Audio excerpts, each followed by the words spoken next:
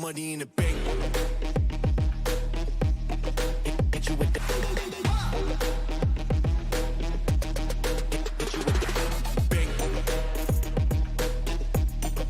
Hit you with the bank. Hit you with the 808. Hit you with the 808. Bang to the break, bang to the break, bang to the break, bang, bang, bang, bang, bang. I'm a boss, and you know that I'm finna shine. Got the money in the bank.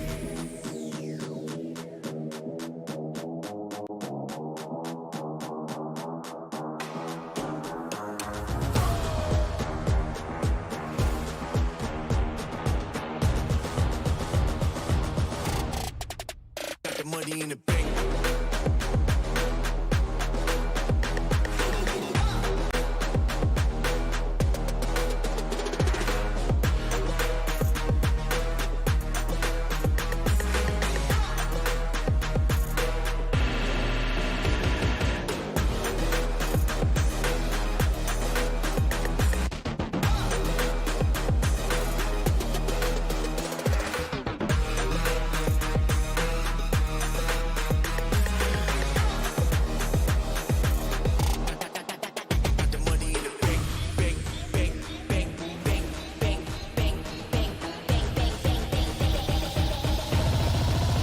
The money in the bank.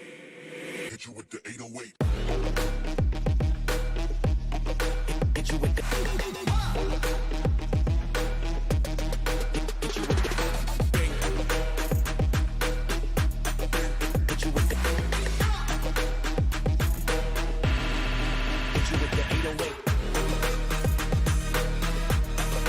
Hit you with the. Hit you with the 808. Bang to the break, bang to the break, bang to the break, bang.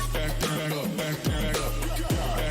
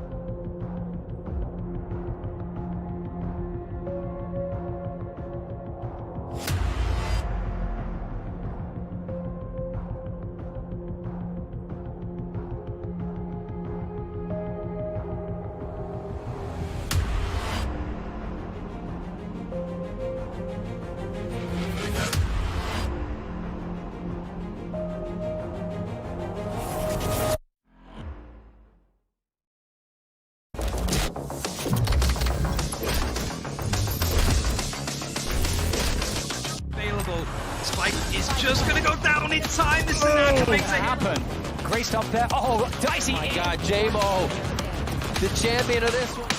Wow, Sanai gets the triple off the rocket as the full.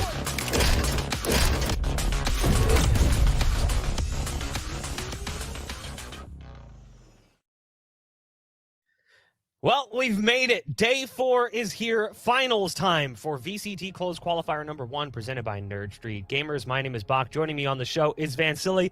I'm excited to jump into things, Alex. We've watched these teams fight for their opportunity to get here, and one of them is a bit of a surprise. Immortals actually make it to this point with like a brand new roster that we haven't seen play. Sure, the core was still the same, but they changed out 2 pieces, and most importantly, their in-game leader. Pretty wild. For sure. Changing 2 pieces and still making it to the grand finals of the Challenger stage is a big feat for Immortals. You've already qualified. Now it's just time to get the bonus. Make sure you get the first place, get that 20K, secure the bag, and prove yourself to be even top 3 in North America. I mean, we've had 5 days of open qualifiers, 4 days of these close qualifiers events, and now it's down to Sentinels and Immortals. Immortals is like one thing, but the other one is not too much of a surprise too. They're the ones that are most resilient through everything that I've been facing in terms of criticism for Sentinels, but we'll talk about that in a bit. Yeah, we'll be talking about those teams in just a bit. You heard Alex talking about how many days we've seen. This is just the tip of the iceberg. To talk about the format, how these teams are going to make it into the Masters events, and where they're going to go from there, we've got a nice little video voiced by Rivington. Let's take a look. Welcome to the Valorant Champions Tour, a year-long tournament circuit featuring the best players and teams from all over the world, culminating in a global championship event, Valorant Champions. Each stage begins with challengers, where teams compete in regional tournaments for a place at Masters. Teams who compete in Masters events will earn points that help them qualify for Champions. And Champions is where the best teams from around the world compete on a global stage, where the art of greatness is on full display. And one team will be crowned 2021 Valorant Champions.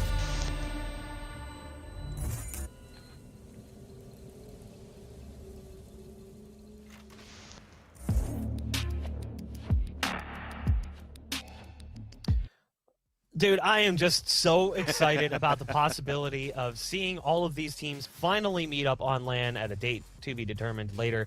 The possibility of watching North America compete against Europe, and also the other regions that we don't see a lot of, looking at like Southeast Asia, the Korean region, Japan, also some of the oceanic teams. Like, there's just so much going on around the world in Valorant. Yeah, and we don't really get to see a whole lot of it. So to get to see that all come together is so incredibly exciting. No, definitely. And now when you're looking at even 2021, getting even into the master stage, there's so many upsets that's going on in their own regions too. So to finally figure out who's going to be the one qualifying in Masters 1, Masters 2, Masters 3 to get the champion, it could be whole different teams going into this year. Well, let's talk more about this event specifically. Let's not get ahead of ourselves. Let's take a look at the format so you can understand how we've gotten to this point and what to expect as well in general. Speaking of this whole VCT series that's coming up. 3 challenger weekends, open qualifiers, closed qualifiers, single elimination format. That's specifically referencing the open quals, as it's a round or a 128 team bracket, 128 teams funneled all down to figure out who's going to be playing off here, and it's single elimination. Then it comes into this event, which is a 4-day double elimination bracket.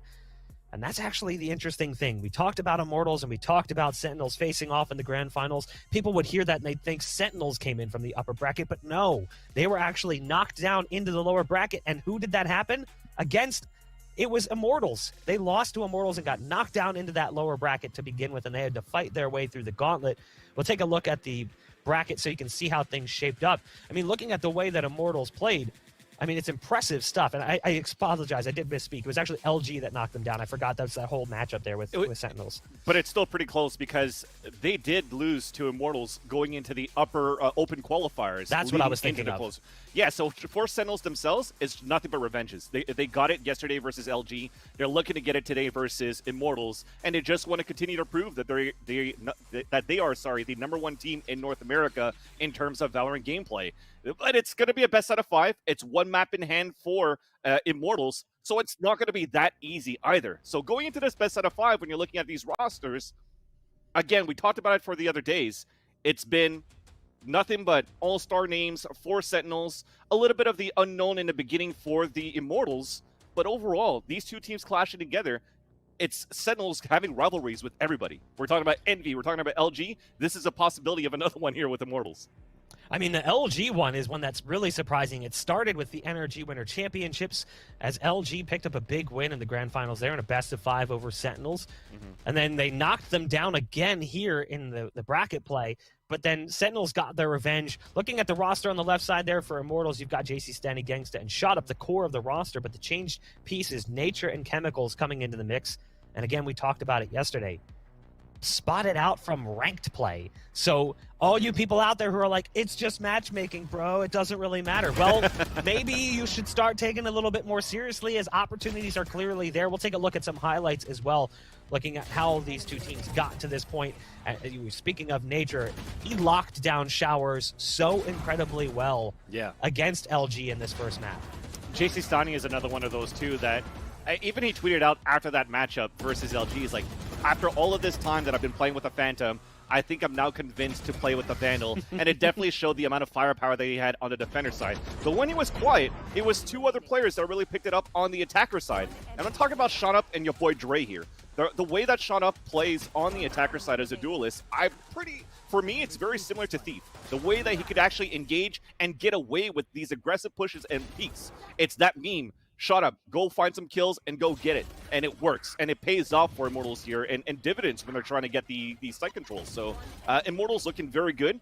Are they going to be able to upset Sentinels in this series? I think there's still a possibility, again, because they have a map in hand and this best out of 3. They have the choice to ban the first map in this series versus Sentinels. So everything is looking into their favor, where it's not necessarily that upsetting story anymore. It's just now it's for Sentinels to continue to prove and shut everybody up to say, look, they're not falling off. They don't need a coach. They have what it takes to just continue to be on the top of the NA scene for Valorant. That final, oh my god, the LG Immortal game. Yes. Down to 12-11, the 1-1, both players low on ammo, takes the zip line, can't quite get the kill. After that first map in that series, we thought it was going to be a lot easier for IMT, but LG fought back and almost took it to overtime in map number 3. There's a very real scenario where this is LG facing off against Sentinels in the finals and not Immortals, as they would have had to face them in the lower bracket had that gone to overtime and things went the other direction. Now, looking at Sentinels, you're going to see a lot of clips coming in from their lower bracket gauntlet run.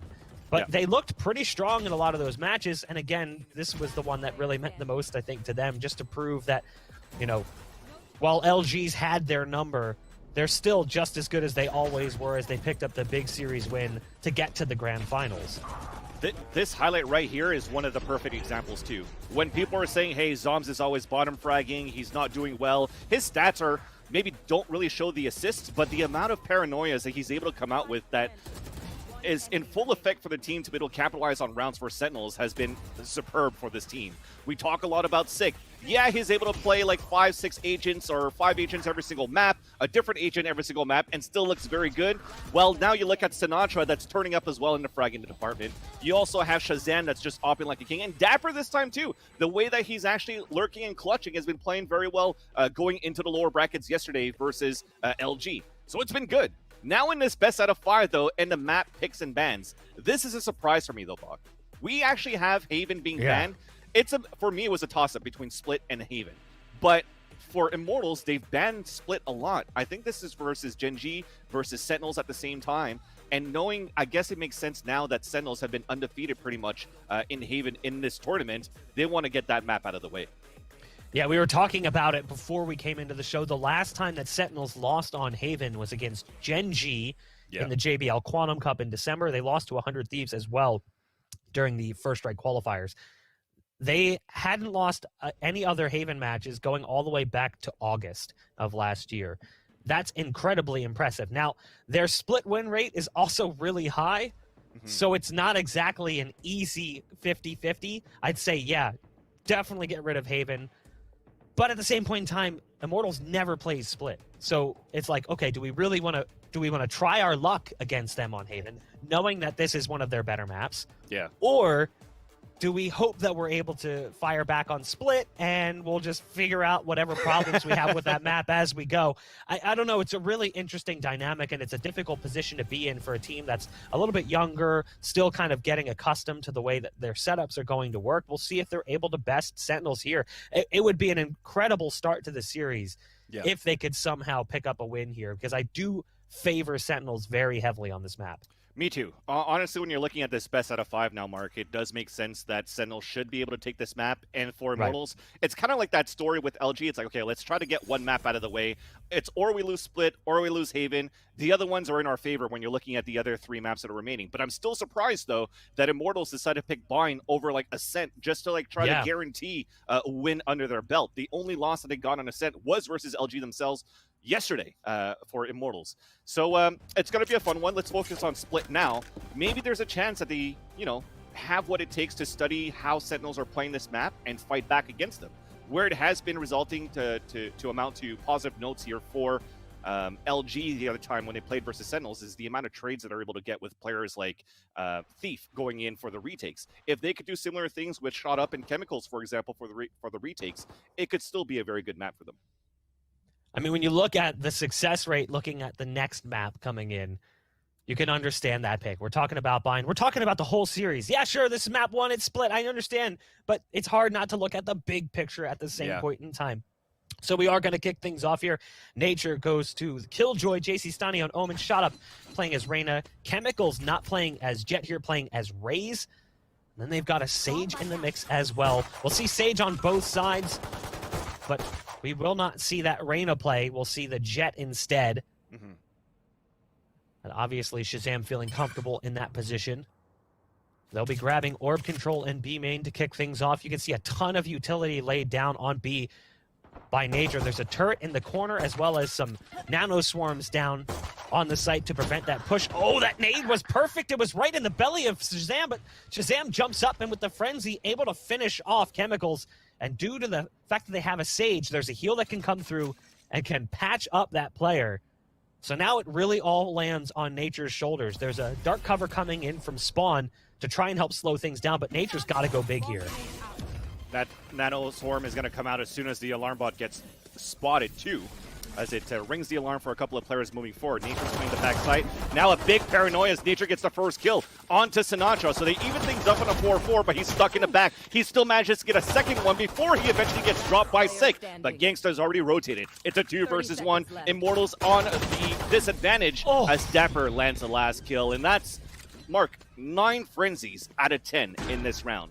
There was only Chemicals that didn't have a frenzy because he wanted to invest into a boom bot to make sure and scout down towards that mid side. It worked out to slow down Sentinels, maybe slow creep up towards mid side, but in the end, when the explosion comes into the site at B, the frenzies just ring true. It's important to note that this is the only map you will see Gangsta play a role other than Sova. Gangsta going to Sage here, it's not something we typically see, as he's probably one of the more static role players on that roster outside of JC Stani, who always plays Omen. In fact, I don't remember the last time that JC Stani didn't play Omen. It's been a long time since looking at even that old roster, the original roster with Dicey and Asuna. Here. So Mortals lose the pistol. Sentinels gets off to a great start. Recent changes, it's still a little early on to determine whether or not those changes have really helped balance out the map more, or if we're still going to see a heavy defensive side. We'll have to see how the game's slowly developed. Shazam in mid spots, Shot Up coming up top ropes. And now they've got to deal with Nature, who's on the ramp. It really wasn't difficult to deal with him at all. There was players coming in on both sides as well. Shazam has a potential lineup on players coming through from spawn as JC Stani here's the reload. Can't get there in time with the classics. Immortals is going into this with a full save. Sentinels should easily close out the remainder of the players for IMT, and they'll get that spike plant as well to guarantee that things are going to be nice and simple for them. Definitely. You have nothing but classics into this round. You want to make sure you have enough firepower going into the next. Leaving even Sentinels on a flawless in this round means that they're probably going to keep their submachine rifles too, which technically gives them the advantage. But what I do like for Sentinels from the way they've been playing this map is really combining Sinatra and Sick on that B-side control. very often you have an early slow orb towards B main. Sometimes it gets matched up with paint shells being thrown by Sinatra too, just to push the defense back from Gangstar on B. Then, of course, it's the old signature of Dapper trying to run down that utility on the A side ramp. It pays off in their side, take that mid control, and eventually split on A or B, depending where the pick is. And Gangstar is trying to switch things up. He puts a wall, a self boost, does a bit of damage. He eats some himself. And he manages to fall back with a heal, but that's a big wall already out of the way. Yeah, that's a lot of utility spent early on by their Sage. There was slow orb coming down the wall. The heal is used as well. All that for an attempted early advantage that they ultimately get, but not because of their own work. It's because of an aggressive push that comes through. Shazam equalizes the score as a nade lands in his lap. He has to use the tailwind to get away, but Chemicals is there with the lineup. JC Stanny working their way back through mid, sitting at the bottom of ropes right now. There's one currently on the other side. It's Dapper, who's currently just hanging out, sitting at the top of ropes. Again, because Sentinels won that last round so easily, a flawless victory, this is a bonus round. So Immortals needs to survive with a lot of players remaining to get that cash built up. I like the utility currently utilized by Killjoy, sitting at the bottom of ropes, trying to make things a little bit more difficult. Nature is staying mobile. We saw Killjoy playing towards B early on, now playing towards ropes. That's been the success story for a lot of players who play as Killjoy on the map. As I say that, though, Chemicals is taken out. Rez is going to come through very early on, mind you. That's a third-round Rez coming out from Sick. So illustrating orb control currently for Sentinels, who reduced it down to 1. The only player left alive is Nature across the map. Again, we talked about Killjoy being mobile. Unfortunately, in this instance, doesn't really help them out as they did decide to go back to that B site. The defense just wasn't strong enough. Yeah, you could still count in onto Nature to be able to try to clutch this one here, though. He's on a 3 versus 1. Now that he got spotted by the camera, could be very early that he's going to decide to maybe save his rifle. Unless he gets a kill in the next 5 seconds, they know exactly where he's at. There's a lot of wall bang going through. He hears an updraft, thinking that maybe Shazam made it up towards that rafter. But you see Shazam through this X-ray. He goes towards that ground, comes back towards the staircase, and is looking to flank, but Chemicals already booked it back and is saving his rifle. This comes into a free upgrade for Shazam towards the B heavens. But it was a good early start for Immortals. Chemicals and their Sage right now, Gangsta, is kind of like a mirror match towards this B main. They have soul orbs, they have the walls, they have paint shells to counter back, and he's able to support as well with the crossfire to get the first few kills. And still being able to play towards that B heaven, he still has the boombot, as I mentioned before, they can throw towards that mid side to get more information here. But as they slowly creep up here for Sentinels, and there's less information now in the hands of Immortals because they gave up that space on mid, it was easier for Sentinels to creep up. And especially now that you already had an early res come out from Sick, it shows how good he's been in the first few rounds.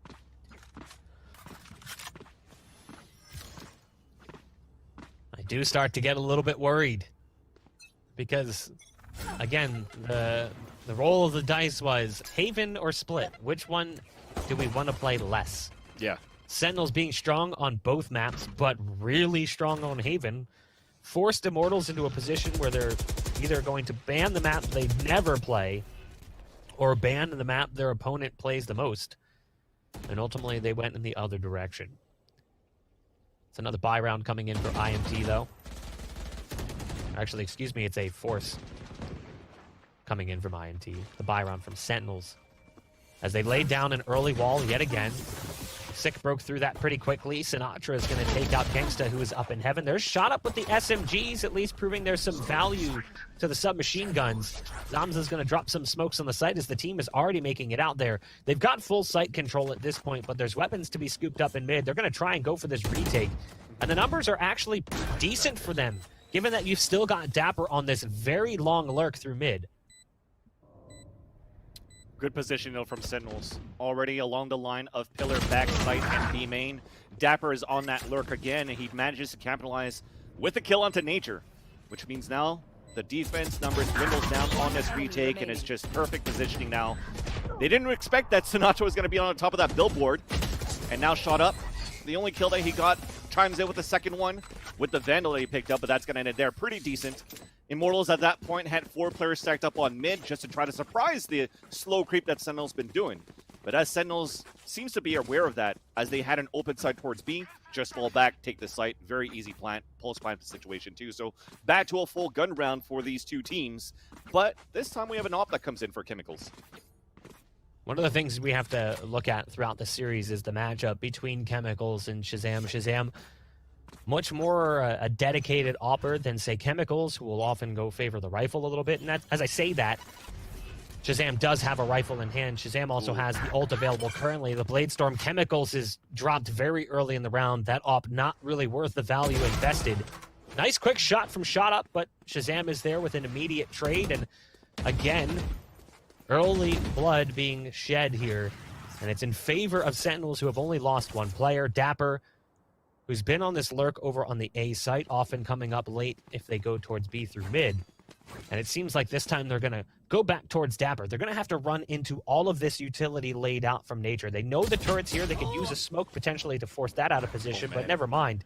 Dapper just comes in with a quick kill onto Nature, and that all eliminated. The threat is gone. The remaining two are spotted out by a Neural Theft, and the round is over. Gangsta should be saving this op back in spawn. You can see JC Senny setting up at the backside of sewers in mid. They're just trying to hang on to these guns as desperately as they can. Yeah, and you see how it's aggressive at the beginning just to try to figure out if Sentinels are going to be on a hunt and try to take him down. But after they see that it's a little bit quiet, try to team up on that buddy system. And this is something or a concept that we talk about a lot when we were first casting this game, very similar to other tactical shooters, is the buddy system that Sentinels have. 2 players trying to work towards B main, 2 players towards mid, and then you have Dapper just lurking on the A side. Once you take control of these trades that you saw were immediate towards the mid side, and they also got a do-or-die position from Chemicals up on towards B site, then you fall back as a team, you continue as a group, and you continue to play for these trades. Sentinels are very good for this type of positioning to just allow numbers advantage when they come into sites. Now as the round ends though, we're able to save a couple of weapons. They lost 4 players for Sentinels in the process, but with winning 5 rounds in a row, you're okay with losing all of that too. You just wanted to make it more expensive for Immortals on that previous round. Yeah, Dapper was on max money as well, so a weapon drop can go over to one of his teammates. Yeah. The money is definitely solid for some, but not so great for others. Sinatra is down to 200, 1900 for Shazam after the op purchase. Might actually decide to just go with the ult here. You can see potentially making that decision, but decides to go back to the buy for the op. Actually, that was a drop. So that drop came over from Dapper. They realized, hey, I'm still going to have a ton of money. Might as well let me spend this. And again, we see this opening kill towards B. We have seen that happen almost every single round. I like the dismiss there to get away from the boom bot, so Shot Up can at least get some revenge for his teammate, as Sinatra has dialed in that early kill on B against Gangsta almost every round, it feels like. Yeah, even how that started on how they were able to retaliate for Immortals. Sick always does that. When he puts that wall up towards that cross, he's always self-boosting at the same time, so he could maybe wide swing onto Heavens. Nice shot by Shazam to pick out Shot Up, but you saw how they tried to hold it back for Immortals. They didn't really have a fight back from B Heaven. They actually fought back from default with 2 players peeking out in that area. They make it an early advantage at the beginning, but after that, losing this player early for Shot Up towards the B Heavens, the control is back at the Sentinels, where they're looking to split into this A side, especially after that pick from Zoms. Zoms is going to drop into the ropes, has to worry about the alarm bot that's there. That triggers the nano swarm as well. It does look like we're going to see them move towards A in just a moment, or again, it's just Nature here left. playing solo. And with them moving in fast and just having an SMG, not really much can be done. The dive into the smoke just in case there's a turret on site, but there isn't. You can see them getting full site control, and Nature can't really do much about this. Now, Nature does have their ult, the lockdown, but I don't think this is the occasion to use it necessarily. You don't have the weaponry to fight. You're at a numbers disadvantage. I think it makes more sense to just try and take a few guns away with that SMG and keep that op in play. Correct. Maybe save it for a later round. Yeah, with a SMG and an op trying to take the site back on a 4 versus 2, even with a lockdown, you make sure that you have to be sure that you're going to be able to land your shots. And so far, with as I mentioned before, Chemicals, he was on top of the billboards 2 rounds ago, where he was trying to get this pick on the early aggression from Sinatra, and Sick, as they always do towards his garage on B main. He missed that shot, he got punished.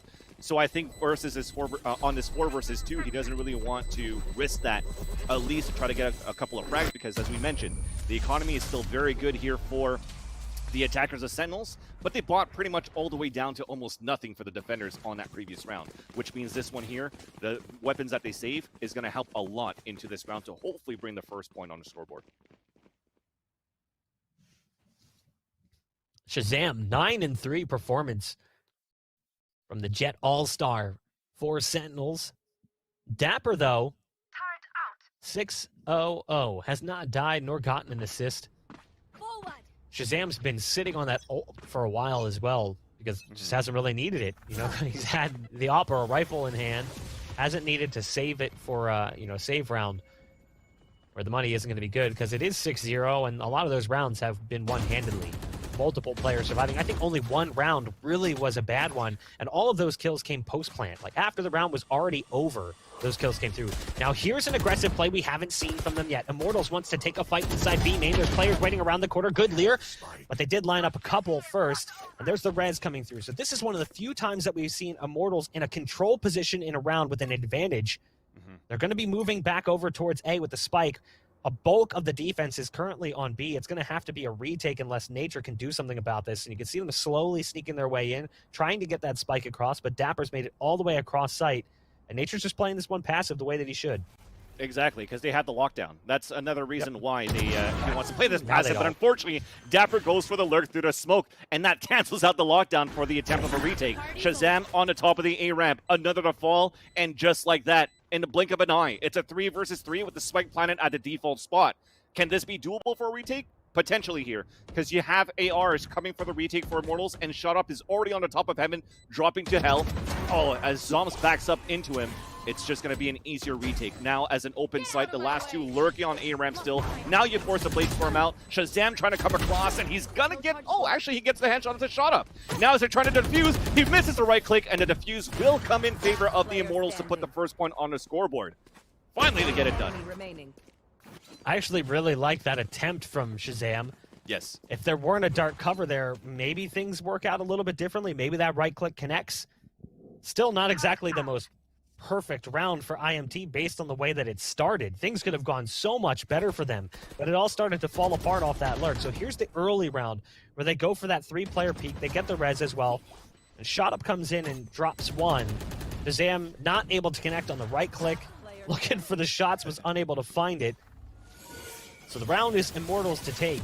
But even if they win out at this point, 6-6 is not exactly what one would call an ideal half from the defensive side of Split. It's where you needed to see them get off to a great start.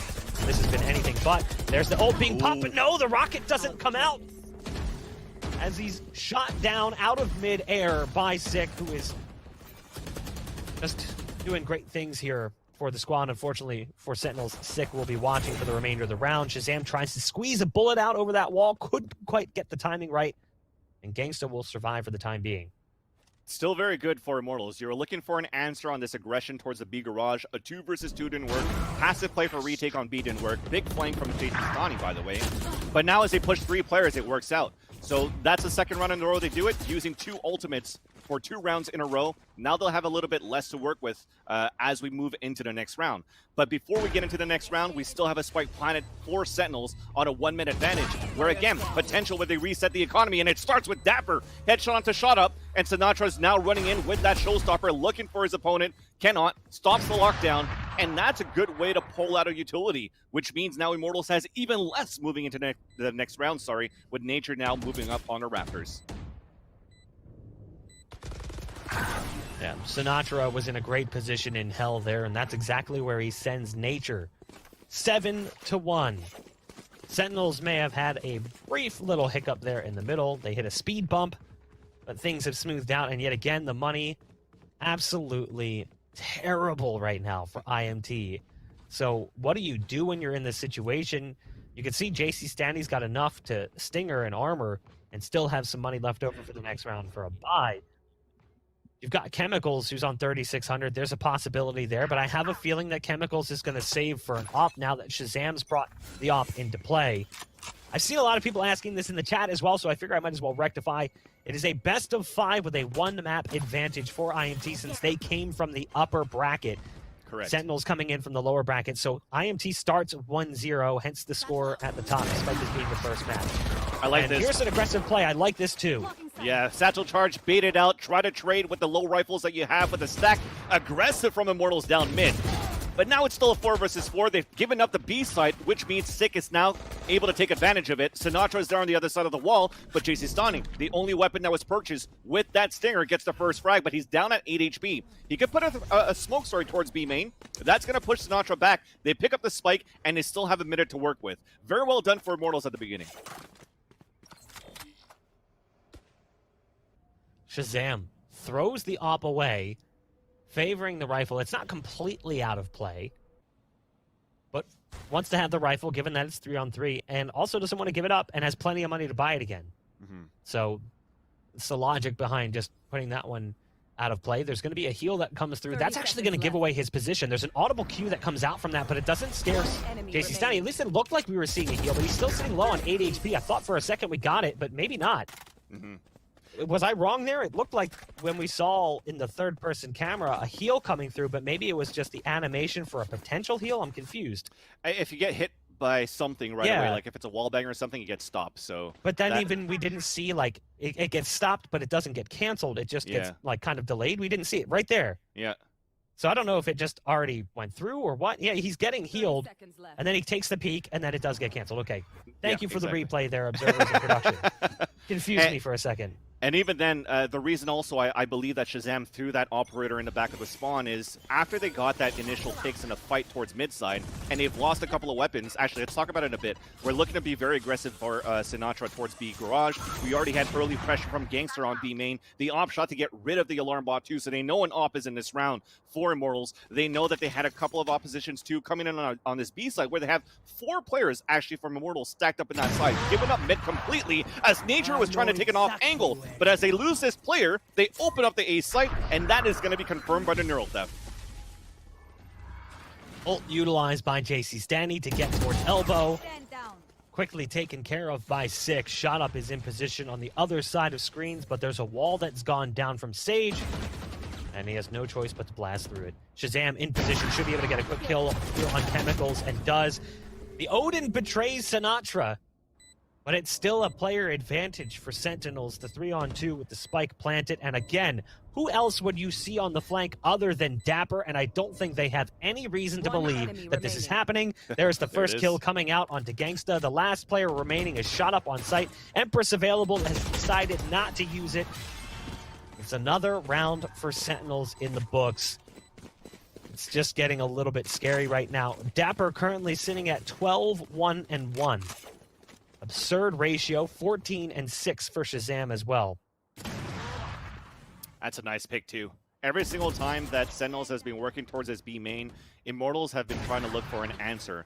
And now that they finally put an operator in the hands of Shazam, before it was always Dapper just lurking by himself towards A main. Now they work together to take control of A site. And that confirms again, always open sites, because you're putting so many numbers for Immortals onto the B site, it doesn't pay off. Now they go back to a default, this 2-1-2, trying to pressure back versus Shazam and Dapper on the A side. Well, surprise, they're actually focusing back on the B side, where they have more numbers eventually versus this push, especially with Sinatra with the judge. First one to fall is Gangsta, jumping around for the second kill onto Chemicals, and a big dark cover doesn't allow JC Stein to get any kills, and the B side is open just like that for Sentinels.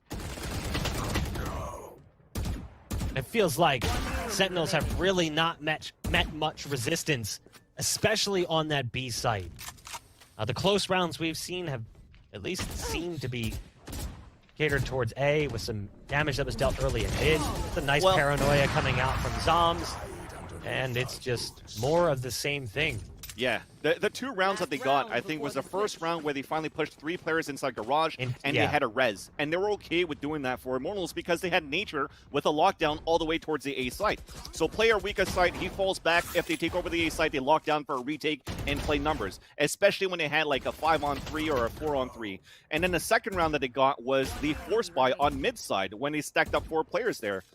But in the end, when it comes down to these full gun rounds, they keep Immortals guessing for Sentinels, and they just take advantage of it every single time. And the weaknesses are done from these picks. Oh, you really hate to see it. Shazam just gets vertical, and Nature just didn't stand a chance. Shazam with the updraft and the Blade Storm.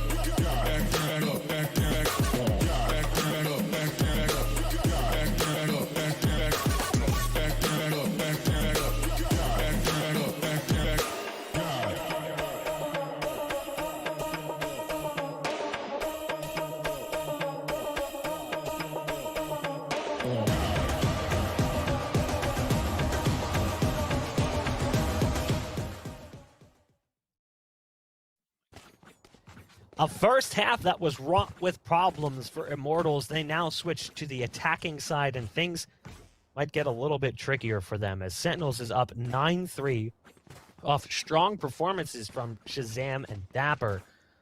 Alex, I mean, obviously they need to win the pistol to kickstart this second half, but what do you want to see Immortals do differently moving into this second half? I think it's just focus on this one first because this is going to be do or die. You're going to have 5 frenzies for Sentinels on the defense right now, and Immortals are just sticking together to try to get these trades out. So focus on that. We'll see what happens after, but it's going to be Immortals pushing up on the A ramp. The wall's already coming up. That's going to waste a lot of bullets for the frenzies that they have too for Immortals. So Sentinels doing a good job here to just slow down that aggressive push and reset the aggressiveness that Immortals wants to bring out on this second half. We haven't really seen a whole lot of this team on Split because this was their perma, throughout this event. Yeah. And this is the first we've seen of this roster. So we weren't really sure what to expect when this map came through.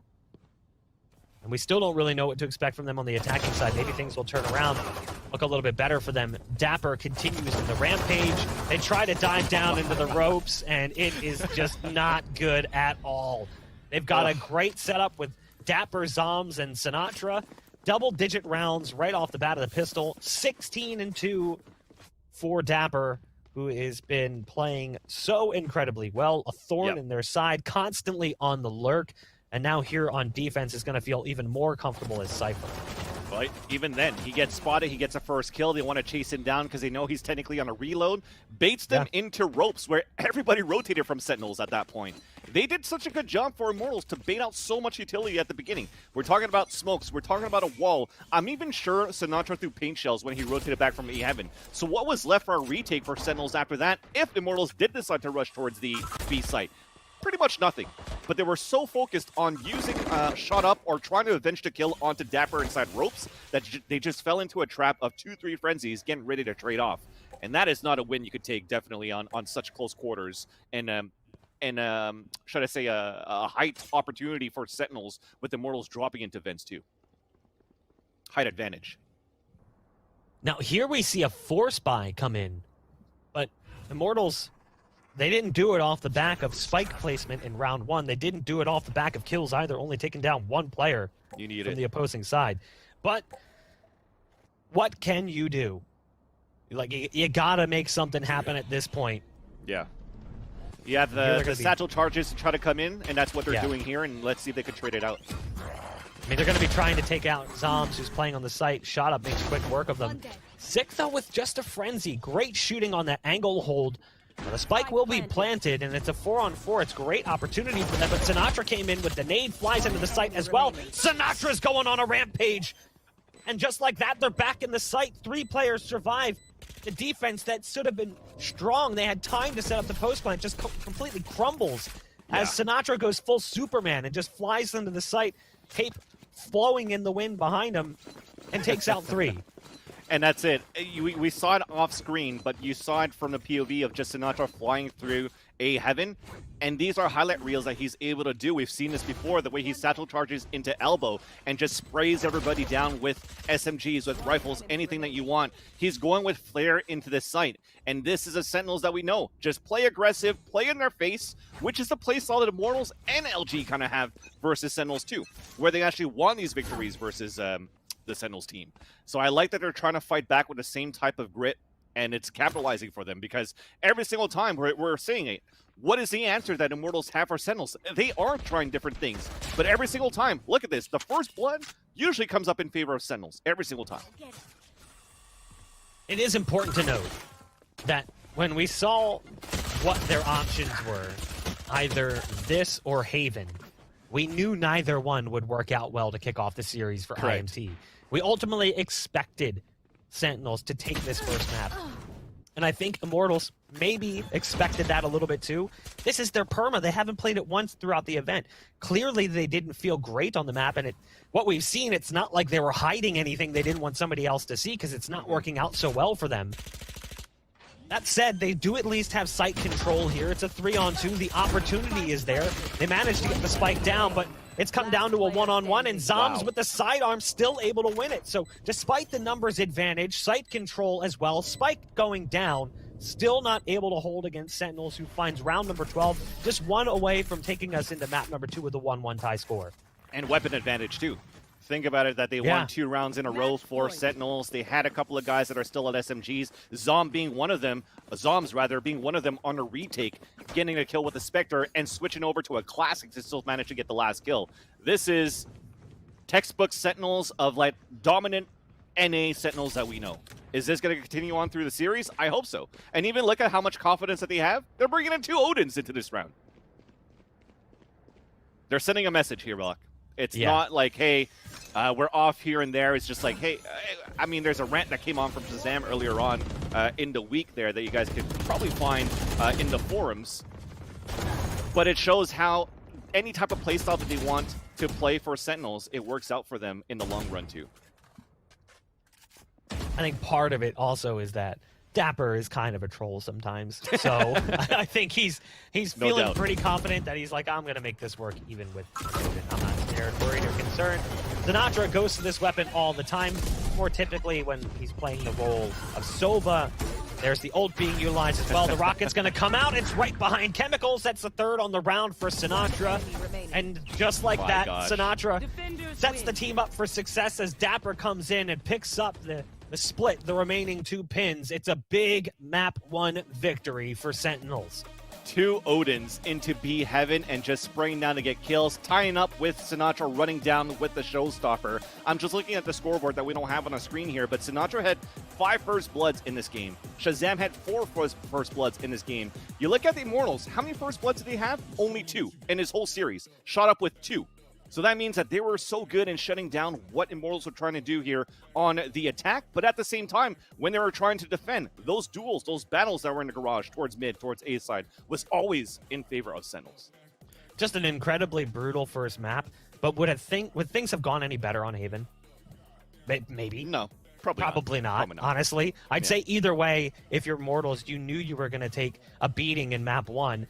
The question mark for us is the bind pick. We thought we'd be going to Ascent in that second map, where Immortals feels very comfortable. They played against LG yesterday on bind, and sure, things went pretty well for them. But can we expect that over the long term? It's tough to kind of say. We're going to throw things to a break. When we come back, we'll be jumping into map number 2 here of the grand finals for VCT Close Qualifiers number 1, presented by Nerd Street Gamers. Stay tuned.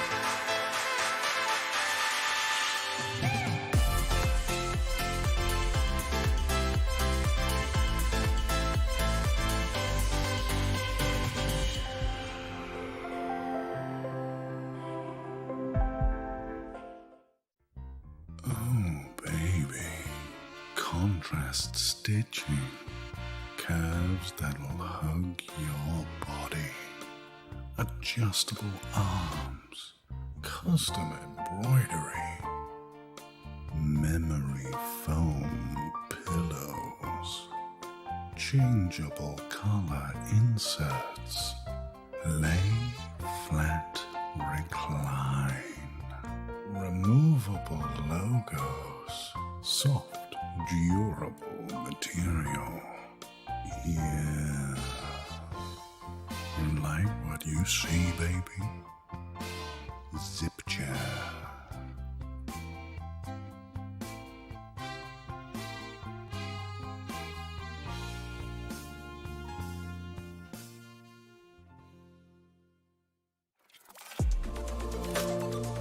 I feel like I need to defend my scene's honor here, because this is just turning into a bit of a dog battle. Like in groups, always look. I'm cutting you off here. I'm cutting you off. Cutting you off. He said G2's winning it. He said G2's winning it. We need to wait till the next EU tournament, which could be in about 10 years now. Take it with like a grain of salt. No, but that's that no being fun. said, Take it super literally. Spike defused. What sound experience would you like today? I'll have the fantasy pack. Good choice. And could you make it a Cloud 2 wireless? On his way, sir.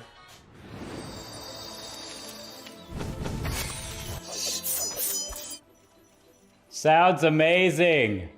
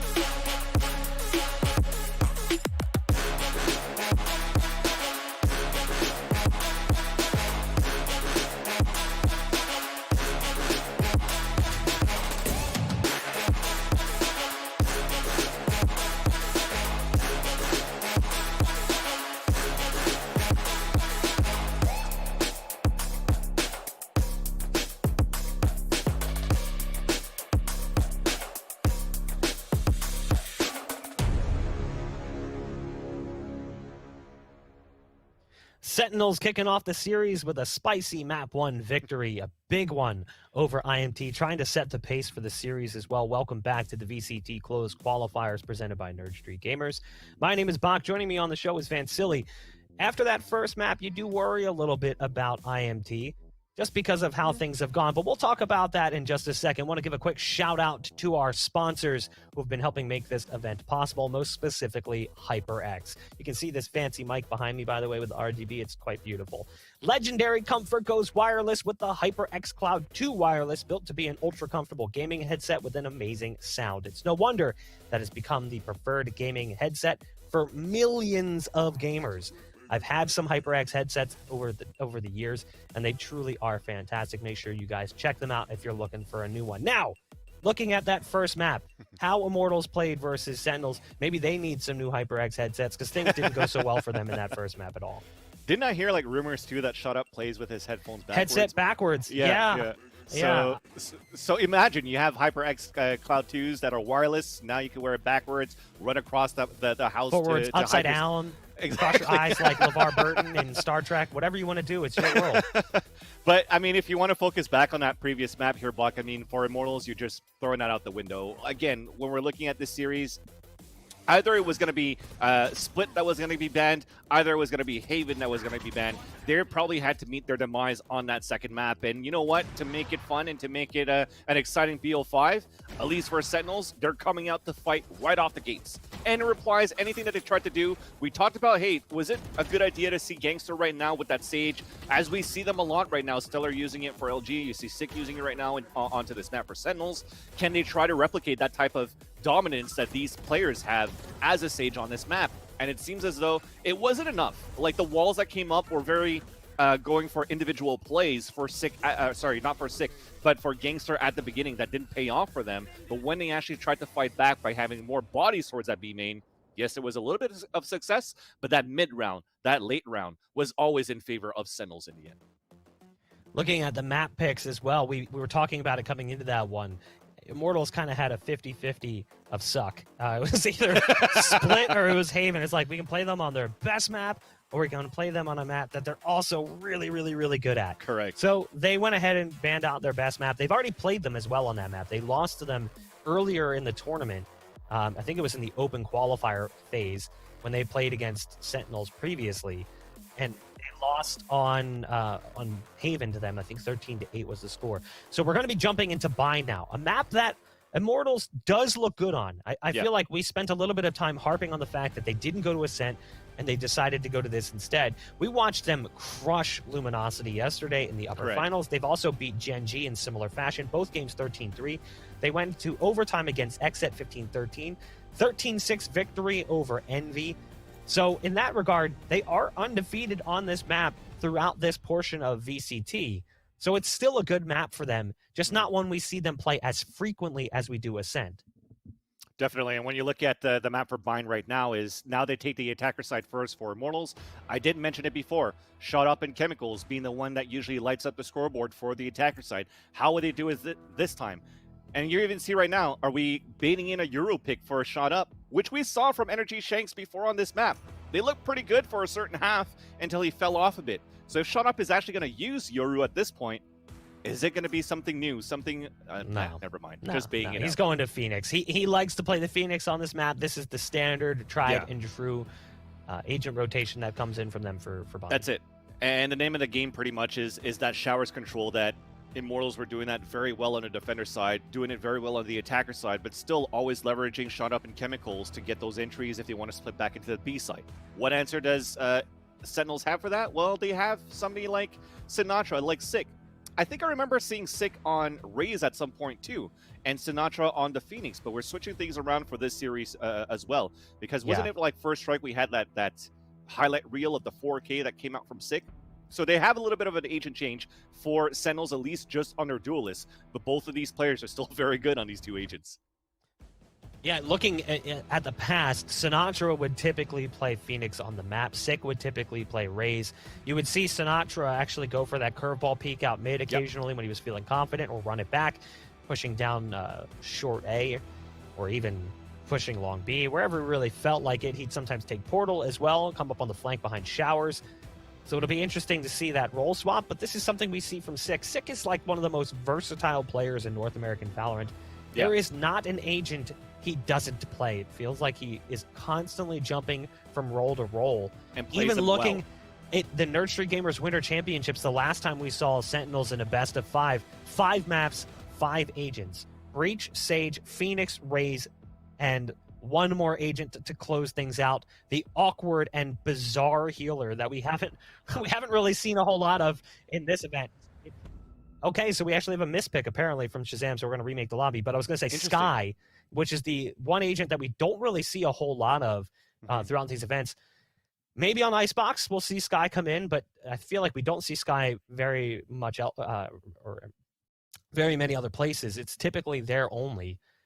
But we'll have to wait. Maybe we'll get to that point here and see if we're going to see that. I'm curious what the mispick was there, because Shazam had... Well, he did come in as a Jet, so I think the roster was missing with Sova. Yeah. I mean, you need a Sova in there. It was going to be the interesting one to say, hey, they don't have any initiator that's going to try to get information back for the team.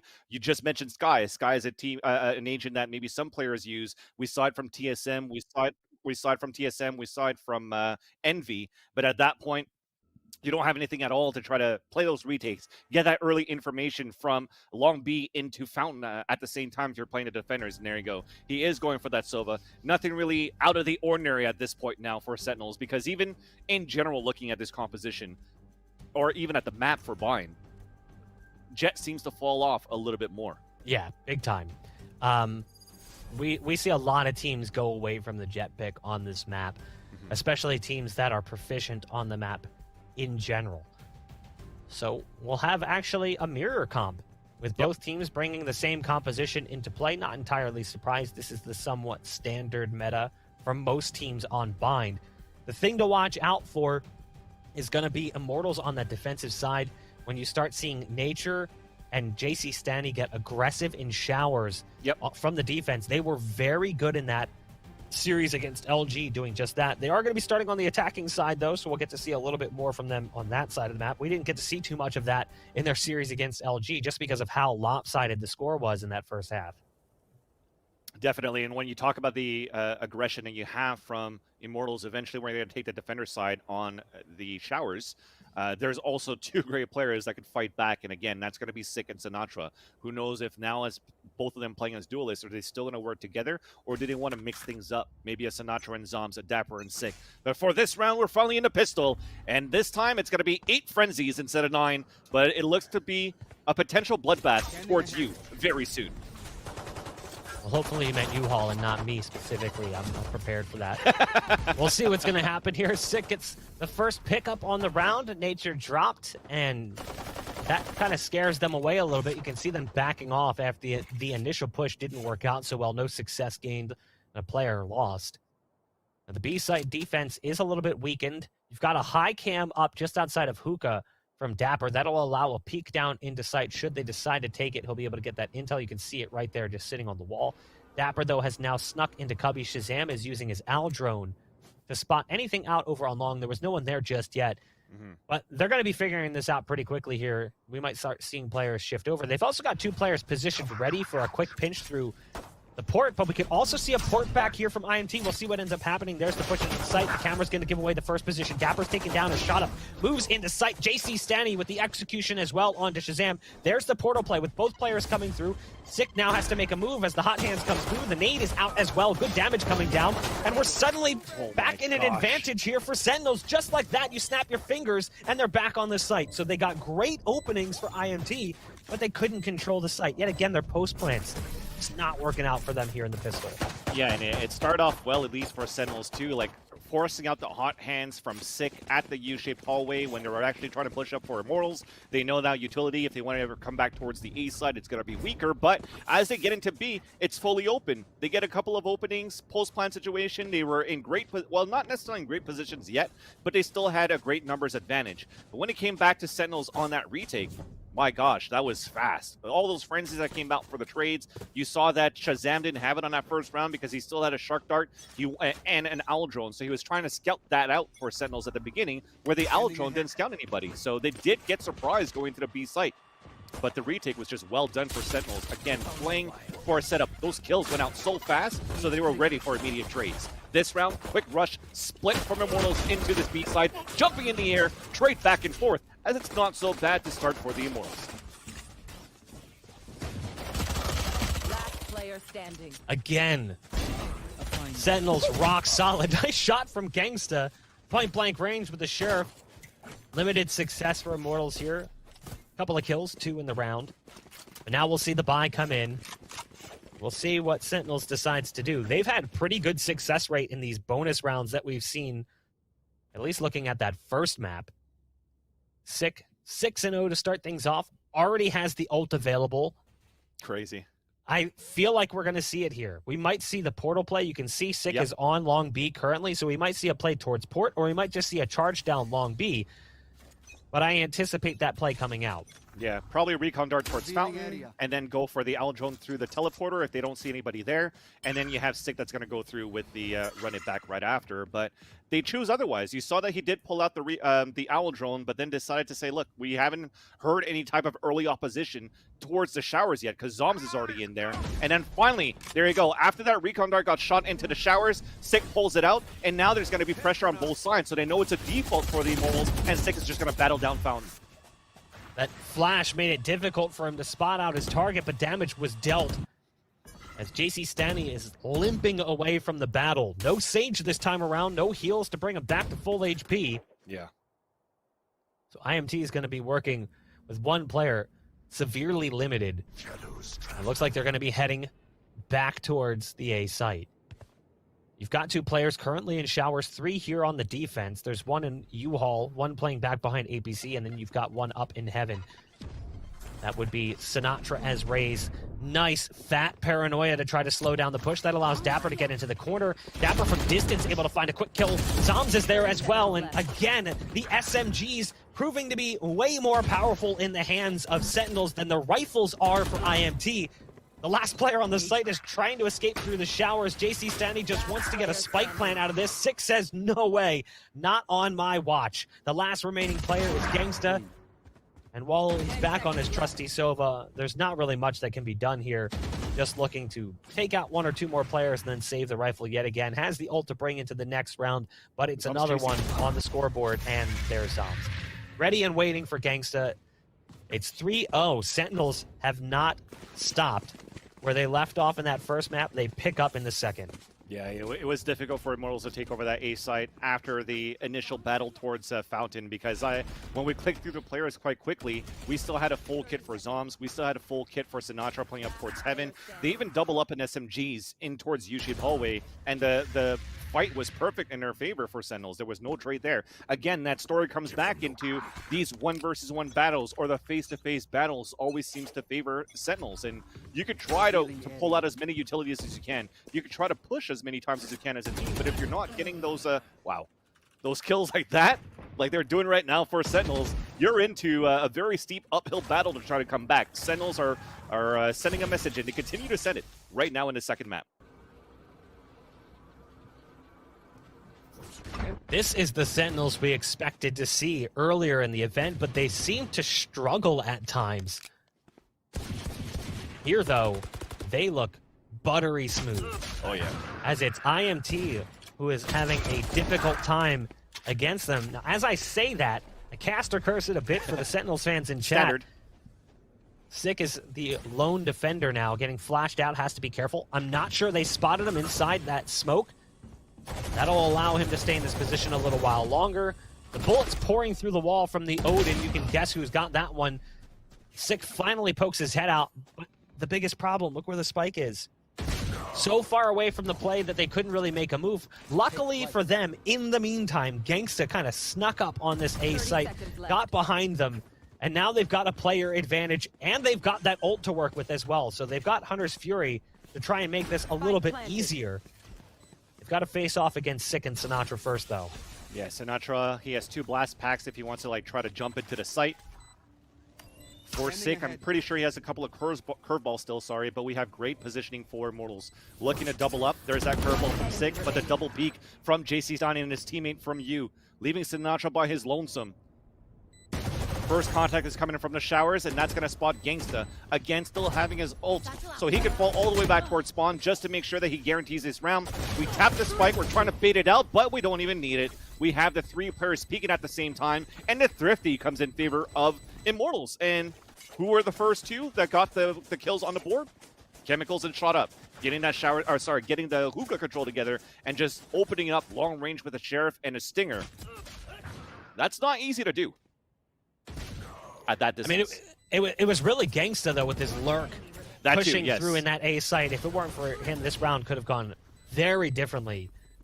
Unfortunately, they don't really get much out of that. You know, they get the Odin and 1 rifle. So, yeah, sure, it's a thrifty round, so their money's good, but they didn't walk away with as much as they could have had that gone towards the B side where there was way more weapons down.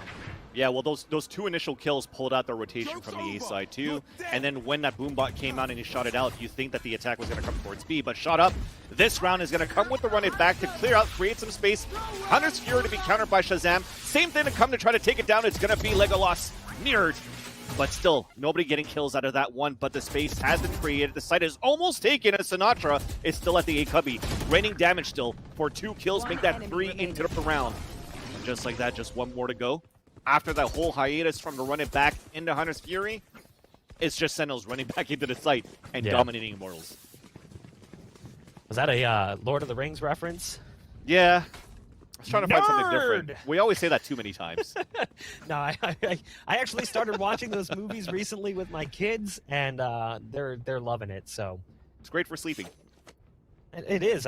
Or if you want to go for a walk, you can see how to walk by watching all of those movies.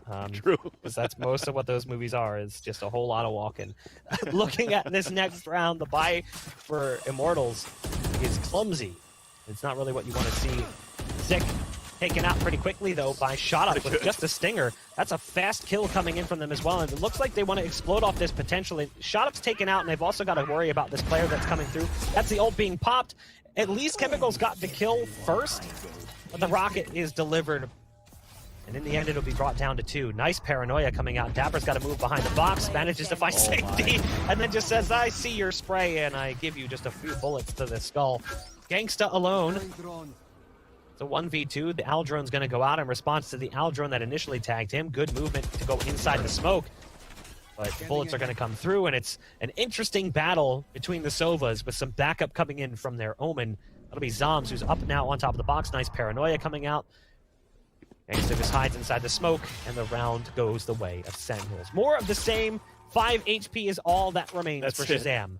It was so close. First off, I want to commend the timing that was so well done for Shot Up and Chemicals, because you saw from the point of view of Sick inside Hookah, he was already aiming down to try to get rid of that Boombot, which means now the Stinger is aiming at the legs of Shot Up, where he could just run in and just fight him back with his own SMG and get that fight. In the end, though, on that 1 versus 1, before Shazam finally had some backup from Zoms, I just love the back and forth between those 2 Sovas together, playing with the Aldrones through the smoke, running through the smoke, going back and forth through the trade. But it's still going to be the numbers advantage that takes the upper hand for Sentinels in the end. And that fight on Hookah was so important. It shows how much Sentinels are doing very well using the portals in their favor. And now they're finally trying to take Shower's control, and they take the upper hand for Immortals.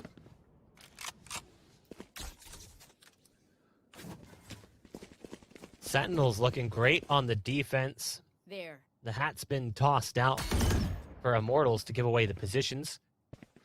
They've got control of Hookah. The Chemicals and Shot Up trying to move in. Now there is going to be 1 on site. That is Shazam with some support coming in as well. Ult's been popped by JC Stanny. That's from the shadows, allowing him to get into a site. A high nade does some damage as it rains out over the site. Sinatra's dropped by his counterpart on the other side, Chemicals. Shazam just spamming through that smoke, looking to do some damage. But it's actually Dapper who drops the Spike Planter Nature through the bin, making things a little bit more palatable for Sentinels. Chemicals will have to go back in, scoop up the spike, and go for the plant. They're not prepared for Sick, who's already on the flank coming through from Hookah. We've still got Dapper and Spawn, but it's a quick shot coming out from JC Stanley to make things easier for them. Sick still doing great work. Pops the ult as he got shot, so it's a 1-2 punch, but Shazam gonna line up 2, and some insurance bullets at the end as well, just to make sure reincarnation is not going to be a factor in the round. 6-1 for Sentinels. it was looking really good there for IMT. After that ult got popped for Sick, because you see the run it back popped, he dies immediately, then dies in the same spot, because all they have to do is just keep holding down the trigger. But Shazam is there to shut it down in the end, even when it's close. He killed him. Pretty sure he killed him like half blinded too. Yeah. So that was very well done for Shazam, and like you said, like those insurance bullets, they want to make sure that the last two players doesn't have a run it back themselves. Very well done for Sick. Run it back while you're dead, like.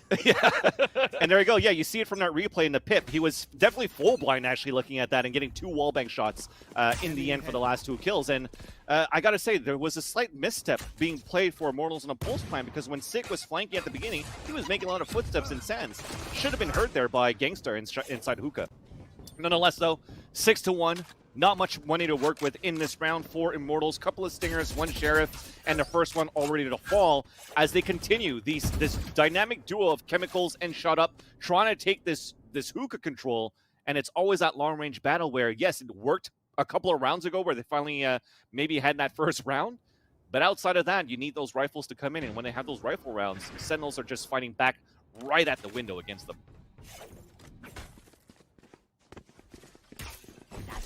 Back to the B site they go. Chemicals gonna fly out. Sick with a curveball to slow it down. You can hear the damage dealt to his teammate through that smoked front. But it's Sick who's basically making this look easy. That's 3 kills on the round for Sick. Sinatra and Shazam show up in the end. The tongue twister. Try to say that 5 times fast. Sinatra and Shazam show up in the end. 7-1. And it's looking just as bad as Split did as well, with individual performance being a consistent thread across both maps thus far. You can see those trap wires being set up here by Dapper that locks a couple of players. So these attempts towards this B side, yeah, they get into the side. Pulse plan not working too well. I gotta say, not necessarily lucky on the round that they got when Shazam got that 2 kill, but Shazam did get 2 kills while he was fully blinded. But outside of that, they're not able to hold these pulse plans and these openings. What can work? They're going to try to work with a showstopper, trying to push out towards the back of the site. We have, actually connects onto the octagon, onto Chemicals. Gangsta's trying to clear up towards the octagon at the same time, and Elbow. So that's already 2 utilities or 2 ultimates being utilized from Immortals to clear out the site. They still have to run it back. Maybe for them to really want to try to guarantee this round, just pop all the ultimates and just try to win that round.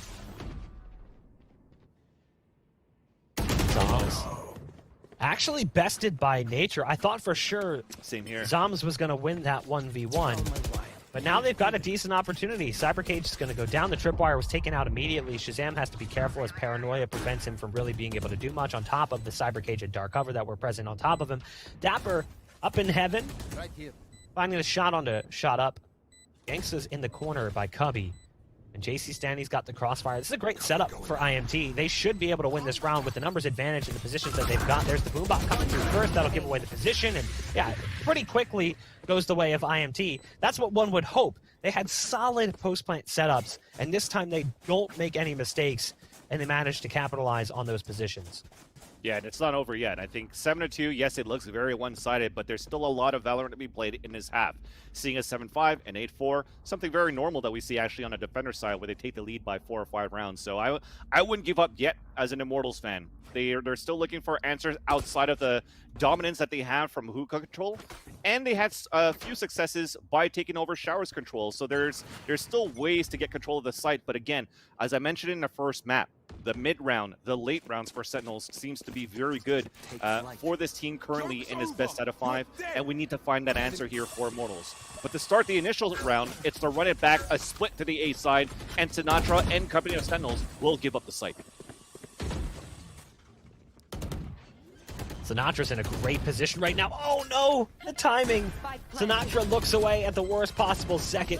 Likely would have been able to find a pickup there. I like the move though, getting vertical on top of the box. It's a bit risky given the lack of sight control.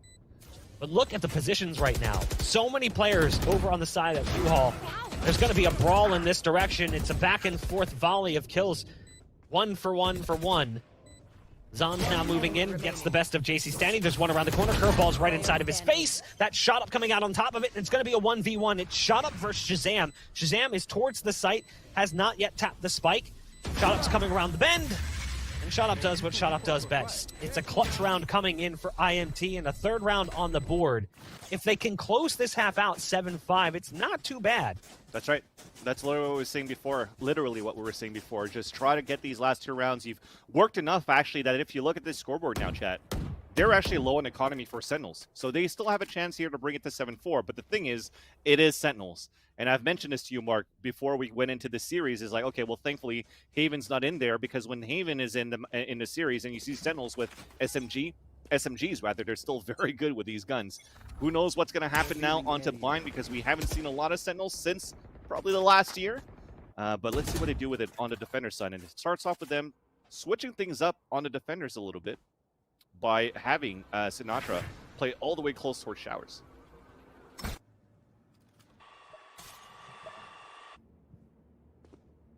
It's quiet early on. Got Sinatra up top on the boxes outside of Showers. Again, early presence from Immortals towards Hookah, but they don't press that issue like they have in the past. It's good for them that they didn't, as there was one in there waiting, although it isn't really a great buy coming in from Dapper. It's an SMG in his hands. On the site for Sentinels, we've got 2 players. We've got Raze, that's Sinatra, and then you've got Zombs as well. The Omen. They used the blast pack to take out any hardware that could be down. Sinatra's going to try and go for the swan dive, but ends up clunking his head on the side instead and gets dropped by Nature. There's still one on the site. The flash comes through, and Zombs doesn't really have a choice. Tries to go for the peek, but can't see much. And the site is lost. The flank comes through, but the run it back expires before he's able to do any damage. It's a 3-on-5 retake. Another promising look for IMT. Yeah, especially after that running back being canceled. It's such a long rotate for Sick, as everybody else from Sentinels is still waiting for him, the ones that are still alive. So that wastes a lot of time onto this spike that's currently taken down. And again, it's still great positioning. It's down to a 4 versus 2. You're starting to maybe give up on these on this retake attempt for Sentinels. As with these SMGs, maybe they're looking for a double peak or something, but they are very low on the economy. So I think you should try to save these last 2 weapons. First curveball, oh, he misses the blaze wall for them to try to cross. So that just makes it a lot easier here for Shut Up and Chasey Stani to just pick up the last 2 kills. 7-4 right now, so good 3 rounds in a row. 1 more to go, and we're back to a very close game. Yeah, nice little burst of rounds for Immortals. As you take a look at the scoreboard, it's pretty even performance from Immortals, whereas you've got that kind of lone player sitting at the top for Sentinels with Sick sitting at 15, 6, and 1. But the kind of even performance for Immortals isn't really stellar, so you're hopeful that that'll change in the second half. Again, we did talk about this. Their defensive side looks really good when we watched them play the other day against LG. Specifically, their Showers control, the 1-2 punch of JC Stani and Nature. Very powerful. And here, one of those players going to kick things off. It's Nature. Dropping Dapper early in the round, who got aggressive on short, trying to force a fight and give them an early advantage. Instead, they're at a disadvantage. Dart's going to come through, and Nature was hoping that it would bounce around the corner and can continue to sneak up a little bit further. Got spotted by the Pulse, has to take it down and delay the play. And on top of that, when Dapper was pushing towards short A, we had 3 players on Showers. Now they rotate back. It was a long rotate again for Sentinels. They have an open sight, but now Sick tries to run through after the Owl drone came out. But it's still going to lose. He's still going to lose that fight versus Chemicals. Now as he satchel charges, speaking about Chemicals on the top of the green boxes, it's going to be an easy plant. Pulse plant on a 5 versus 3. Nothing really in terms of ultimates for a retake for Sentinels. They have probably a paranoia in the hands of Zombs that could maybe help them out on this retake. And Sinatra's making his way on a big flank with Shazam. As a Cypher main, I'm always impressed by Ray's main's movement. That blast pack utilization from Chemicals to get on top of the double stack in sight. I always marvel at that. It's now down to just 1 remaining player. It's Shazam. So 7-5 scoreline for Immortals. A flawless round to end things as well. They're starting to pick up steam. We're going to throw things to a very quick break. When we come back, we'll see if they can keep that moving in the second half. Stay tuned.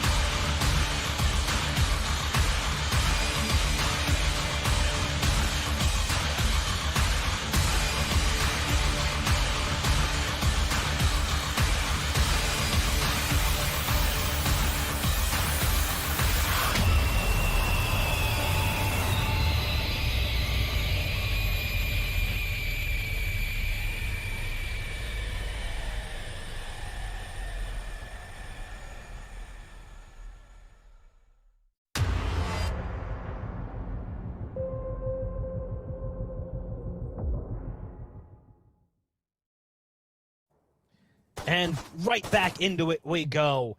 A nice little burst of rounds at the end that kept Immortals in this game, closing out the half 7-5. One of the biggest problems, though, for them in that first half was dealing with Sick.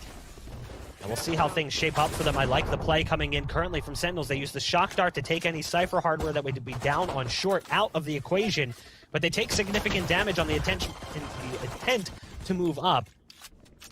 They're still committing to this site, and it's a bloodbath right now as it's come down to a 3-on-3, and they still don't have site control, so what do? They pull the ripcord and try to get out. Chemicals does prevent Shazam from being able to rotate out. Look at the health that's remaining currently. You've got 1 HP, and with that Shock Dart coming in, a little bit scary.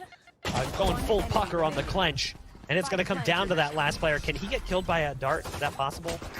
That would be amazing. No. Shots through the bin, though, so it doesn't matter. Nice wallbang, too, with the Classic to get the kill in the end for Chemicals. And as I talked about Chemicals and that oof that I made, that long range that he had from Heaven onto Shazam to try to rotate onto the B teleporter was actually really nice. Just very well done for Immortals to slow down that aggressive push that came in from the short A side. And that's all thanks to the utility that was used by their defender, their Sentinel, the Nature, actually has Cypher right now, putting those cages up. And preventing Sentinels really getting more ground than past the U-shaped hallway. So very well done for Immortals. Again, versus Frenzies, you're winning those trades. You're happy about that one as well. So because Sentinels got a couple of kills, though, on that first round, it's going to be a full stinger round pretty much for Sentinels and a couple of Spectres for Immortals. So this is going to be another fast push from Sentinels, and this time for speed. Going for that typical early hookah control with the paranoia through. The nade slows it down and eliminates that threat. We've seen this play before, and we've seen the counter as well. That paranoia coming through from Portal. Hot Hands does go down to prevent the flank, but now they're sewn in. They're stuck into these positions. They're going to have to fight their way out of it. The nade comes through, but the kills are piling up right now for Sentinels, and they know what that means for them opportunity-wise. The A site is vacant, and you can see the defense currently starting to rotate back around through spawn.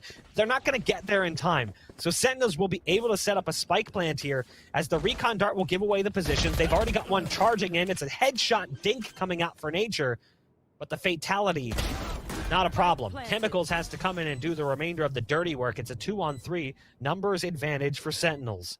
Still very good with the amount of headshots they're getting with these stingers, because after these fights, even if they lose it, either it's Immortals or Sentinels, the person that they lost against is still low on HP, so still very doable for a retake, as Chemicals is only at 32 HP. If they could actually win this from a flank coming in from Sinatra, catches him in a reload, unfortunate there, and that's going to be the force buy coming in favor of Sentinels. I think that shot up at that point when they were trying to retake towards the hookah was a little bit too fast. I'm expecting from the comments, potentially from Immortals, that they wanted to pinch in from the B site and also from the back sands, but a very nice cage that went up from Dapper towards that window prevented Immortals from getting more pressure from the B side, and then shot up just walked into a trap with JC Stani, unfortunately. So much for that rhythm that they'd been building. They win the pistol and can't muster up enough in the round that follows. Nice curveball coming around the corner. Sick was ready for this setup potentially. This aggressive play gets picked apart early on, and they're forced to fall back. The plan is not panning out so well, especially with Sinatra spotting out Chemicals over on the B site. Now the dart is in the belly of Nature, who's over by Showers. You've got Shot up in position, just looking to line one up. Has to watch out for the Shock Dart. They go a little bit too deep. They've got a good crossfire with the pistols. Another Shock Dart comes in, but it's actually the classic work of Nature that's doing a bulk of the damage, despite the fact that Shot up's the one that got the kill. You've got Gangsta coming through from spawn. You've got Nature and Showers. You've got JC Stanley starting to rotate around.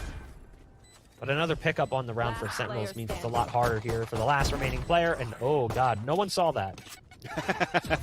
It's one of those things, and when you're trying to shoot somebody from behind, it's just so difficult to land it right in the head, where you want it to be. So yeah, a little bit stressful. At least he capitalizes on that, and he didn't invest that much. Ooh. And there you go. He redeems himself with a nice right click in the face of Sinatra. Picks up a weapon in the process, as he comes across the dark cover. Zombs stops him with the Bulldog. And that's going to be the round coming in for Sentinels. It looked pretty okay, but I think from the fact that they lost the first few shots, I like the counter that you had from Shazam bringing the L drone, because him doing that forced Nature, who was in the A cubby, to run back towards the A site and already utilize both of his cages. So any type of stopping power after is going to be so difficult for Immortals when they only have pistols up against 4 players or 3 players running up towards short A.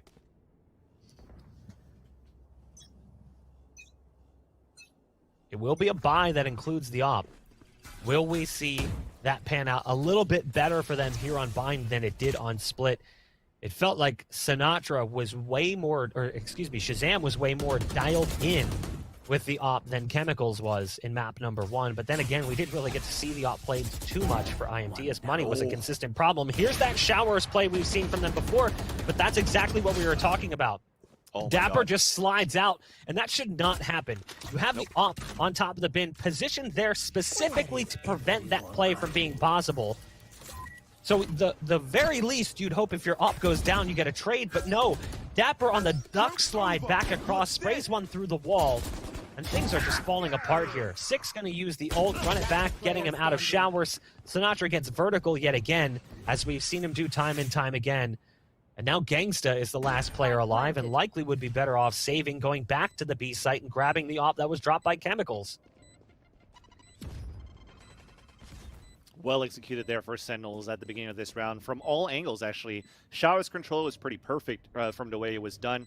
For Sentinels, you saw that they utilized, what? It was a paranoia from the defender side to go against an owl drone, and then they go for shock darts on the attacker side too, but knowing where the shock dart was coming from, it was direct shots, so it just sprayed through the smoke and got a couple of kills. But Dapper, that 2K that they got into B, just a walking tap in the face of the operator. I'm pretty sure that was Chemicals that was holding up that op. And there you go, a walking to get that kill, a spray to try to trade it back from shot up, where unfortunately the wall bang doesn't come into his favor. You've just weakened down so much of that defense for Immortals from both sides of the map, where it's just like easy right now, easy pickings for Sentinels. They could go wherever they want and always have a man advantage into the site.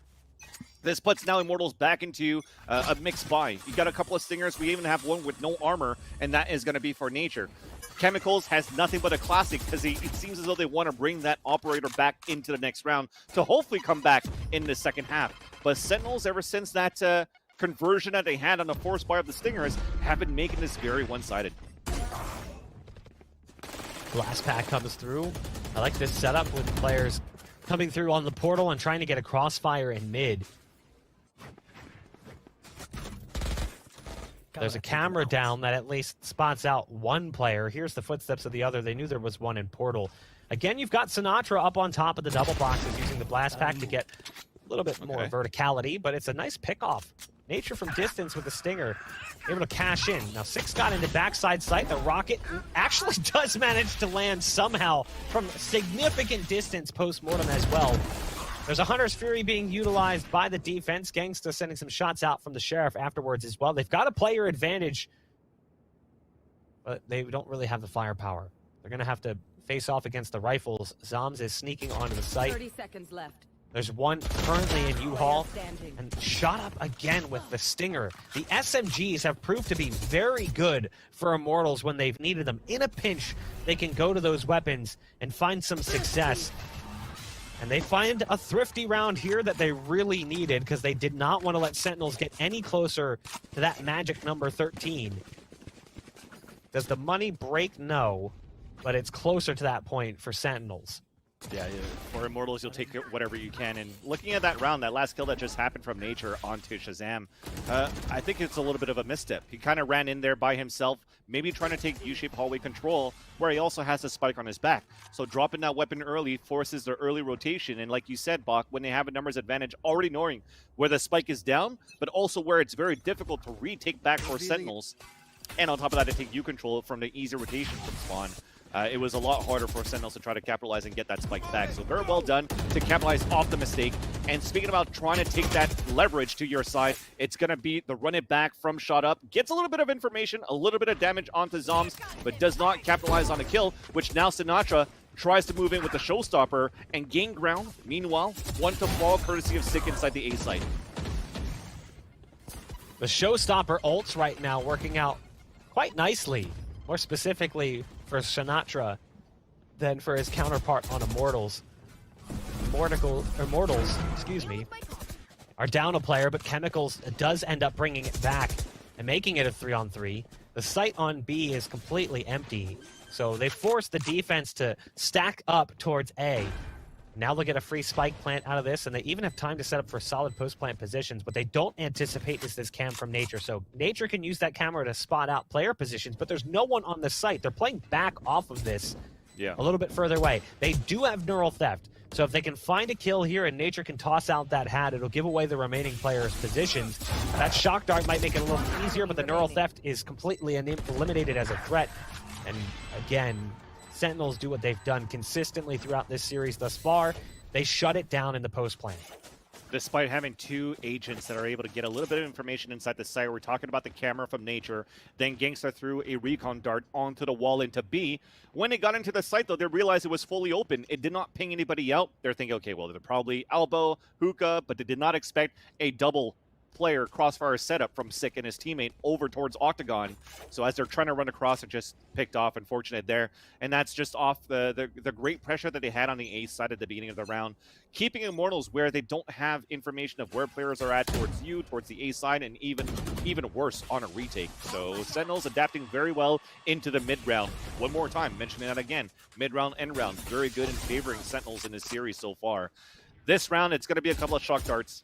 Sinatra's not going to get damaged that much by it, but they are trying to do a lot of pressure towards this hookah while the rest are moving behind, are running back from Sick and an owl drone, but unfortunately no kills out of that. Shazam says it's okay. I'll try to find the kills with my ult. From distance, those pulses pour out through the walls. And that'll be Chemicals, who's now watching from the sidelines. I feel like we've seen so many damage-based ults from Sentinels land successfully in this second half and in this the first half of this map specifically. It's just been something they have way more frequently than the players on IMT, and when IMT has it, they don't seem to be landing nearly as many of those. JC Stanny will find one player coming through the showers, but Zoms is there with immediate trade back. JC Stanny is still on site, trying to do some damage, takes down his Omen counterpart, his doppelganger. He's stuck behind default boxes as the spike goes down. Good cover coming in from the team. Spam not really going to do much there through that box. So Sentinels again can set up a post plant, a position they are very scary in, and you've got this slow play coming through the showers from Dapper. That is so incredibly scary. Now the position was given away by the Neural Theft, so that'll prevent the surprise from being a factor, but they've still got to deal with this player who's in U-Haul. They try to spin back, but they just can't keep their eyes peeled on two different sides. It's 12-7. Sentinels are one round away from closing out map number 2, and going up in the series they came into with a disadvantage. Yeah, and that's why Showers control on the defender side is so important. You lose that right there, on a post plan. It's just so hard to, from the tight angles that you can play from Showers, the jiggle peek that you have if it comes down to a 1 versus 1 on the post plan for the attackers, and even just trying to waste down the clock if they're trying to chase after you towards Showers. There's multiple angles and corners you could hide behind from, and just make sure that they stay as far away from the spike. But now when you're trying to push towards you, he comes in for the backstab, which is very well done for Sentinels. Again, we talked about how good Immortals were on the Showers control, but unfortunately in this game today, it's not the same that we saw versus LG yesterday. And now into this round. Map point for Sentinels to try to make this 2-1 in this series in this best out of 5 grand finals.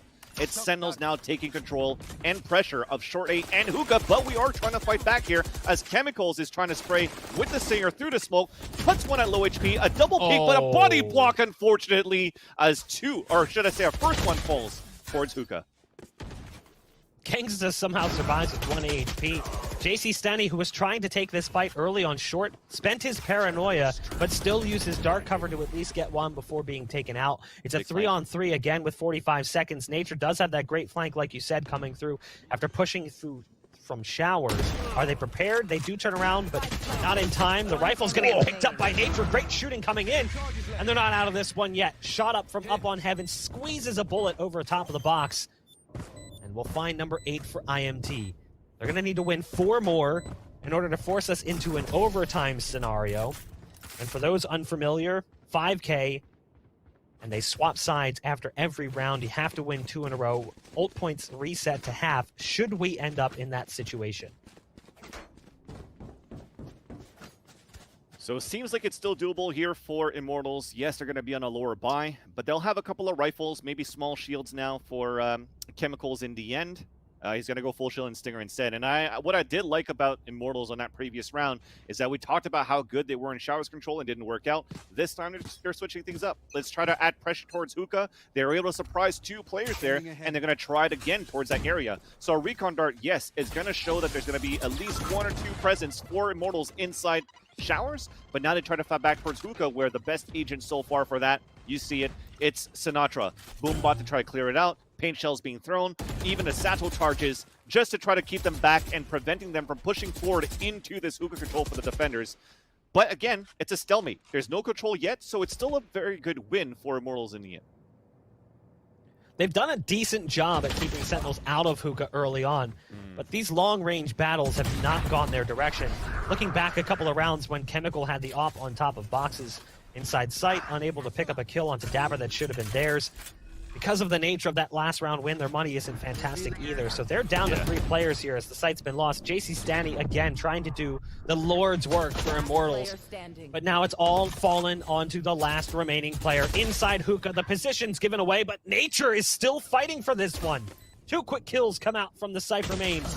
And there's a 1v1 on site with the flank basically coming through on B-Long, playing towards the bomb with Shazam. It's 13-8 in favor of Sentinels, a much better scoreline in general for Immortals. But now they've lost their advantage in this series. They were up 1-0 after coming in from the upper bracket. It's now 2-1 in favor of Sentinels. Yeah, and even that last round, as I mentioned, I thought Chemicals was going to go with the Stinger, but it seems like at the last second, he sold away his Stinger to buy a Bucky into that round to really try to gain control of that Hookah. But again, the utility that's being used, you talked about it, Mark. Not only is it the ultimates, but I got to commend Sentinels on the amount of times they're able to capitalize with the utilities to eventually split the defense and gain that map control. So Sentinels continue to look very good from their run from yesterday in the lower bracket finals, and they're just looking to seal the deal here. Taking a lead 2-1, that means that they only need 1 more. Well, we'll hopefully see Immortals fire back because everyone wants a close series, and this is not what we expected. We'd hope that they'd come into this one with a little bit more heat. However, at the same point in time, Sentinels has so much to prove after the way they got through this bracket thus far. Yeah. Losing in the early part of the bracket, having to fight through the lowers, losing in the Nerd Street Gamers Winter Championships in the finals against LG to begin with. It's not exactly been a great start to 2021 for Sentinels, but obviously it's still early on in the year and they still have a chance to change that storyline moving forward. It's when it matters, right? When it matters, they're still stepping up. Right now, it's the Challengers Grand Finals, and they're taking a lead 2-1.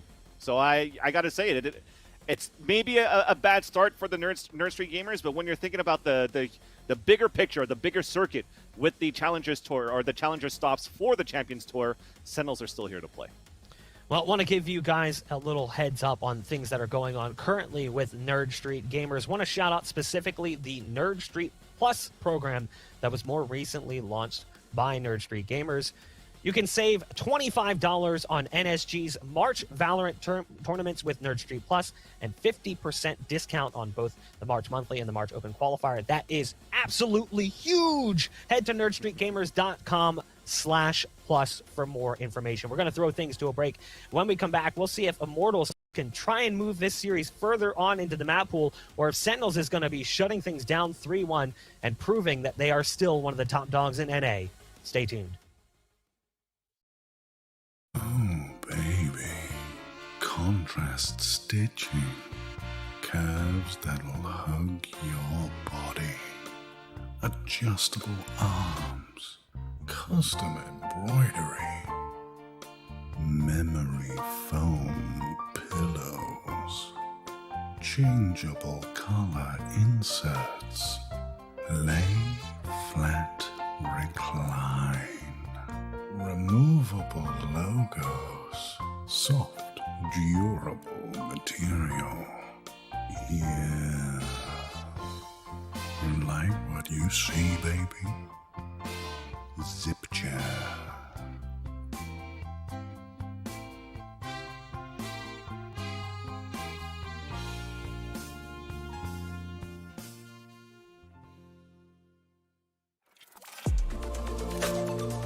I feel like I need to defend my scene's honor here, because this is just turning into a bit of a dog battle.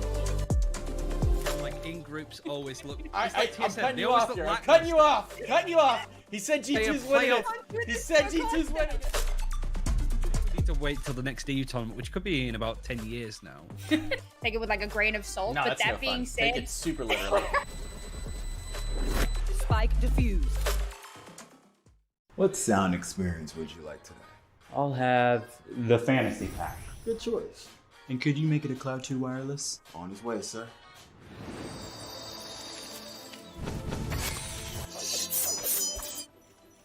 Sounds amazing.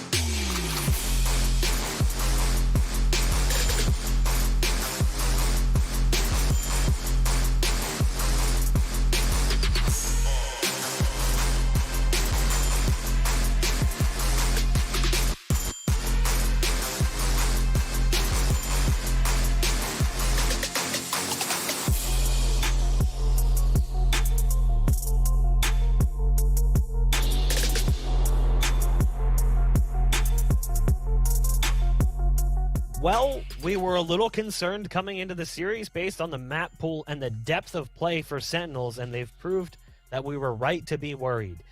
2-0 to start things off. Obviously, Immortals has one map coming in from the upper bracket, so it's 2-1 currently.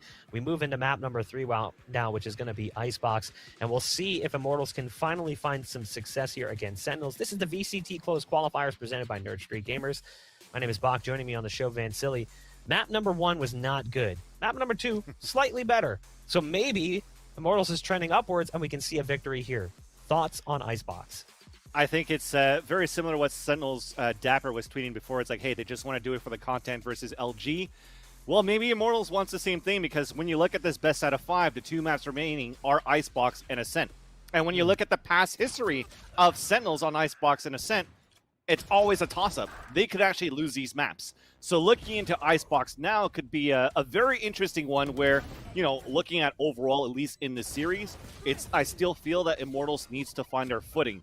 But I believe that Icebox and Ascent could be the last two maps where finally we could see them turn up.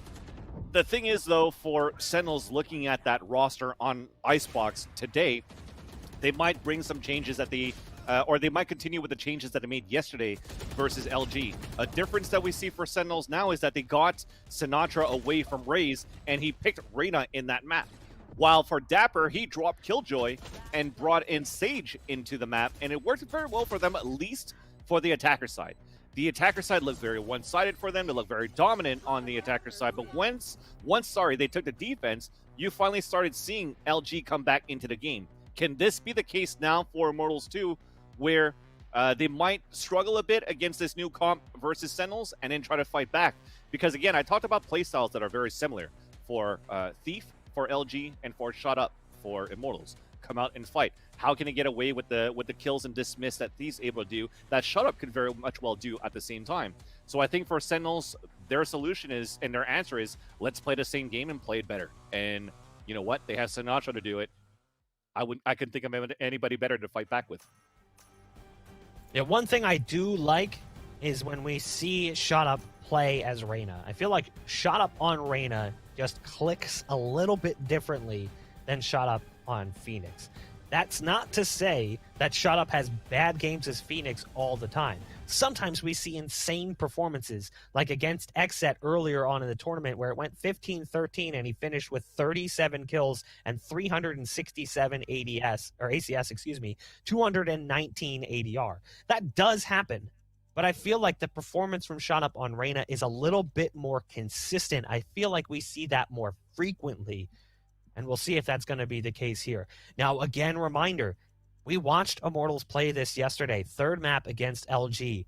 They barely won that, and I mean like skin of their teeth. 12-11, final round, 1v1. Stellar had a flank play coming in of sorts, vertically flanking. He was going up over top of Shut Up, who had like 37 HP left and like 7 bullets left in the magazine.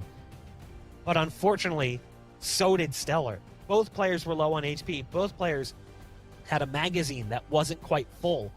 Yeah. Had he gotten that kill, we would have gone into overtime. Things could have shaped up a little bit differently than they ultimately did. So even though Immortals has looked a little bit better moving through this series and has had good success on this map, I'm still concerned. Because like you said, Sentinels, they're wishy-washy on this map. Like, good success followed by failure, success, failure, back and forth. It's not a great map for them. But when they really click and things are really moving, then it's scary. And we saw the recent change that you mentioned coming into this, Sinatra moving to Reyna. That might be what they need to find that success. That and when I looked at the composition, success. when they played this yesterday, Mark, I was like, is this going to be good enough for Sentinels? Because taking a Raze away, the only thing that you have for clearance in terms of angles with utilities is the shock darts from Sick. But you don't have any paint shells to try to clear things out. You don't have alarm bots, but it was good enough. You go with the Paranoia. This is an in-your-face composition. Fight face first with the Jet, with Reyna, and it's good enough here for Sentinels on the attacker side. And speaking about the attacker side, that's where they start now, with a couple of frenzies once again in this meta, ever since the last patch, and they're looking to go and play contact towards this B site, where there's only one player in the opposition here for Immortals. Sick just keeps showing us how versatile his play is, as now he's gone over to Sova. The guy is just playing every possible role and agent throughout a series. It's truly impressive. There'll be a B-side plant where Immortals is trying to retake, but the damage is being dealt early on by Sentinels. A 4-on-3 with the Jet currently low on HP. The heal was utilized on the Sage already, so they won't be able to top off that Jet player. Ooh. And that's now resulted in the death of Dapper and Shazam. Another one coming in for Immortals. Very quickly, that turned around. A great retake from IMT to get back onto this site and kick off this third map with a pistol round win. You saw what they were trying to do in the post plan too for Sentinels. The Owl drone that came out from Sick on the short side of green was looking between yellow and the spike plan just to see if anybody was going to try to at least tap the spike. But from Immortal's side, they actually pushed everybody towards yellow. So as you're trying to swing behind the Allen drone and peek towards the area, you take the advantage for Immortals to swing back on the long side of green and get those couple of kills. Even the Paranoia wasn't that effective at all versus Immortals at the yellow side that was thrown from Zombs. And in the end, it's just Immortals with the Frenzies. But speaking about the Frenzies, long range, you saw that kill from Sick from green all the way to Snowman? How the hell do you connect those, man? I even can't do it. Probably that's why I'm flat. On a good day. Yeah. Sinatra, the tip of the spear into the A site, taking out an alarm bot that was waiting around the corner with the stinger. JC standing up top, trying to squeeze bullets on the edge of that dark cover as he can spot the players on the other side. But it's Sinatra to spill blood first. They've got site control, and there's still so many players here. So yeah, they're on site, but they haven't really fully controlled it. They've just kind of made it there. There's a nice leer coming in from Sinatra, who dissipates, disappears, and gets back into safety. It's now down to the last player, Gangsta, around the corner. Well played in the brawl on the site, and again, Sentinels does what they've done previously. They lose the pistol, but they fire back with a force buy, and they upset the economic flow, the confidence, and the momentum for Immortals. I just love how they play the A side for Sentinel so far on these takes. It's always Sinatra taking the left side of the maze, trying to gain control towards screens. If there's any type of opposition, he usually falls back and then jumps onto tube, goes on the top of the maze boxes, and he's going to be a turret looking at the rotations towards the spawn side. While he does that, though, once Sentinels takes control of the A side, Sick always puts the wall towards the back side of A, which means now anybody holding towards truck becomes like an aim battle where they have the advantage towards just watching heaven. They don't have to focus towards spawn, and when people are flushing through on the defender side rotate in the front of map, then Sinatra's already on the top of the A tower on the A site and is just mowing everybody down. So the setup is great. There you go. He's back in his tower again. It's actually decided to push through with so much confidence inside the spawn. Dapper, meanwhile, though, off a self-boost, it seems like probably with this wall. He looks for a couple of kills, and it just pinch and attack and just melts all the defense. That was it looked like it was maybe a force buy for the Immortals, but we only have a shorty for Chemicals in the end. Well, you've got him up here on this little ledge, trying to hide around the corner, hoping that someone is foolish enough to wander into this trap. Now, there might be someone that goes this direction, but he also might get flanked in a moment. We do have some movement coming in from Shazam, but he's going to go the wrong way. There's the tailwind to try to get a better angle, and that did not work out well at all. So now Chemicals is in a tough spot, and Shazam flying through the sky with a classic says, I'll see what you were trying to do and raise it. And we've got Sentinels now winning 2 in a row, but the buy's going to come in from Immortals. Yeah. We'll get to see that op in play yet again, but again, it hasn't been so perfect for IMT, and these bonus rounds for Sentinels have been fantastic. Yeah, so my apologies. We're on a full buy here, or a full save, sorry, for Immortals on that previous round, so they could bring the operator into this one. Yes, Chemicals didn't look too good as a raise up towards the first two maps, Split and Bind, but he's very good here holding the A side usually on the map, but this time he's holding towards long B because they're using a lot of utilities to prevent these type of aggressive pushes on the A side. Knowing that Sentinels is going to be on a bonus round, they are going to be aggressive behind his Owl drone to push towards the A side. Now it's covered towards the map just to prevent Sinatra from moving forward. So he's forced to fall back towards Maze, but meanwhile, with this dark cover, everybody's pushing in. Dapper again with the wall. This time it doesn't go underneath Dapper's feet, so he's not able to get the verticality necessary, but it's okay. Because again, they've gained site control and not much can be done here. Chemicals realizes it's time to get away again. Bonus round. After the res comes through, they've got 4 players up. This is a full buy from Immortals. This is a lot different looking than it was when we saw this team play this map just a few weeks ago, when the agent composition was a little bit different. They had the Sky play coming in for Sick, and at the time, many people questioned it because it didn't really feel like it was working out so well. So now we see again that juggle up that a lot of teams are doing coming into this map. Everyone's swapping roles, changing to things they haven't typically played in the past. But it's working out really nicely for Sentinels. I'm definitely feeling bad for an observer that's currently watching this game because, like I said, when you're playing this in-your-face type of Valorant with Sentinels for the way that they're trading in this site, everybody's just dropping like flies, and the trades are immediate. You see, look at the amount of X's that we had there on that site. So I think 2 were down towards a 4. You can see it right now in these as the spike pulls up. Sorry. 2 of them died just by the truck side and 1 towards Rafter. So despite the wall going up and they go through the dark cover for Sentinels and they got caught off guard by the wall not blocking any of the rotations, you still had 1 or 2 players right behind Dapper just to trade those kills right away. And that's free upgraded ARs for Sentinels. I think they picked up like 2 of them on the 3 bodies that fell down. And their economy is just looking very good. Now it really has to come out to Chemicals. With that operator that he saved into this round, he has to make this work. Shoutouts to our observers here with that incredible third-person glide along the belt there, making me feel like we're able to travel to land and I'm trying to pick up my luggage at the airport. We'll see a push coming through. Yeah, really. Someday soon, hopefully. We'll see a push coming through yet again on the A side, but this time it's actually going to be IMT who strikes first. They managed to slow down the push and pick up a couple of kills in the process. It's still not perfect as it is down to a 3-on-2, and Dappers has got a great angle, but instantaneously, Chemicals and JC Stanny strike, and it's another round on the board for IMT, so they're able to upset that flow.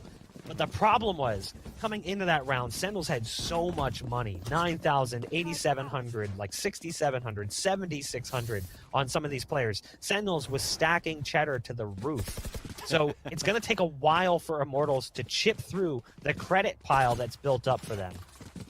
At least you're happy for Immortals only losing 2 players in that previous round as well, trying to build the economy back, but it seems to be the answer right now for Immortals. Like I mentioned, Chemicals had to step up with that operator to hold down towards the site. This time he needs to be the player that rotates a lot, so they have to guess a lot where Sentinels is going to hit. And this time, he plays back towards B. Sentinels are like, you know what? We're going to hit A again. And this time, with the amount of rounds that they've won, they have the money to work with the ARs, as you just mentioned, Bach, and they're just going to try to push in right again as JC Stani is ADSing in the back of the truck, spots one on the top of pipes. But no contact, still a lot of ultimates for both of these sides to be very aggressive. Shock dart right on the position there of JC Stanny, who still manages to convert on at least 1 before the trade comes through. Didn't shift positions, held his ground. You got 1 watching the flank as well, just in case. It hasn't pushed through just yet. Now, I wonder if you're going to see the level of ult discipline for Sentinels here, looking specifically at Hunter's Fury as a way to neutralize lockdown like we saw in the series yesterday between LG and IMT, where Moose was holding on to that to prevent that ult from being a factor. The ball comes through, but it's not exactly perfect. They're able to sneak back behind it. The ult is utilized by Chemicals, but the knives not connecting. It's Shazam's op that greets him.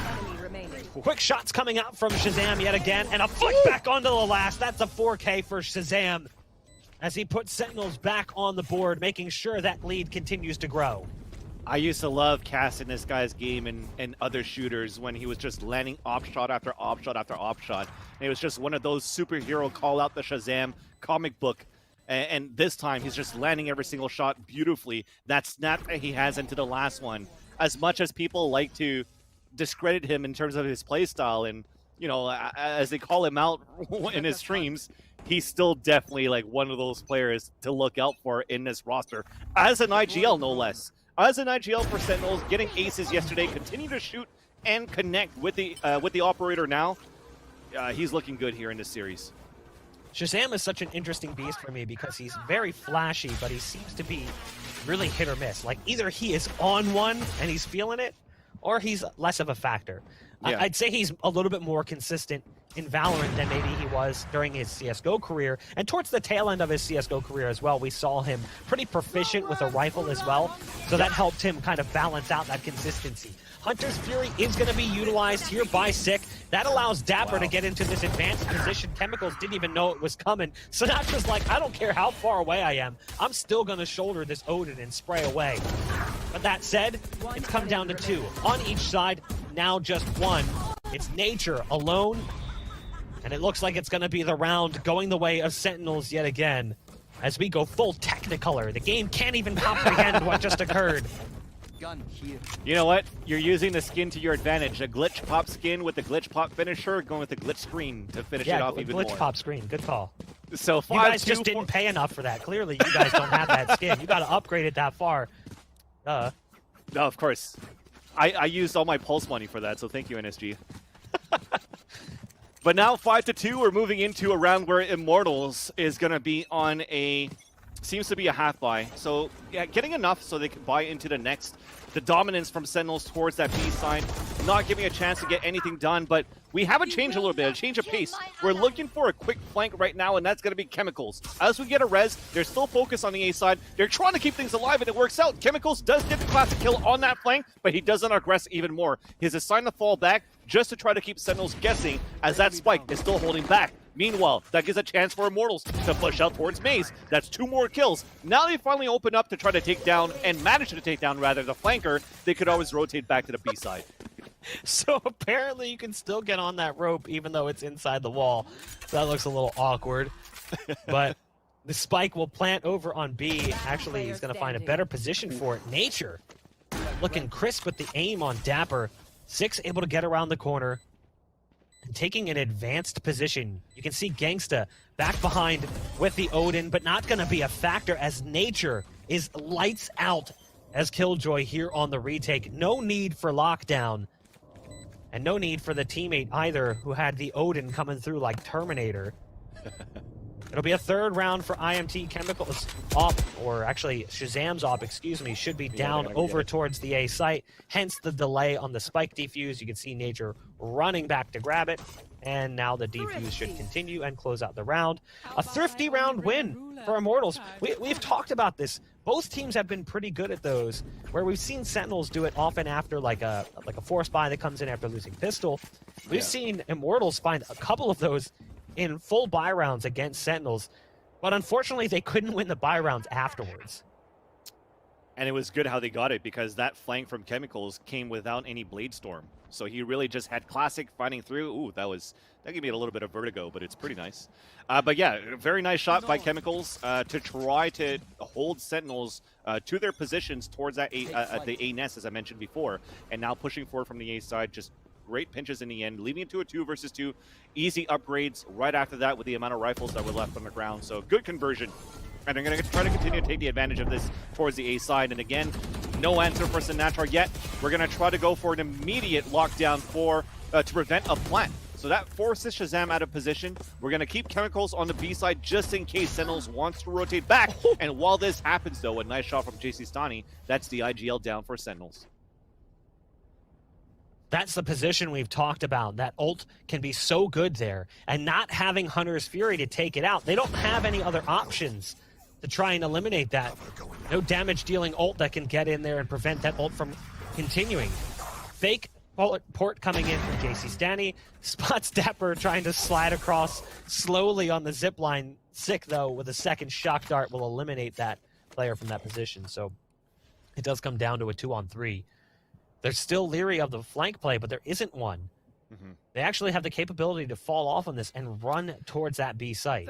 They could get Spike as well and teleport if they really want to, but there's still plenty of time to work with. I wonder if they're going to try to sell maybe a fake with Sick, maybe throwing something else if the recon dart was back to force the rotation out and guarantee the Spike plan.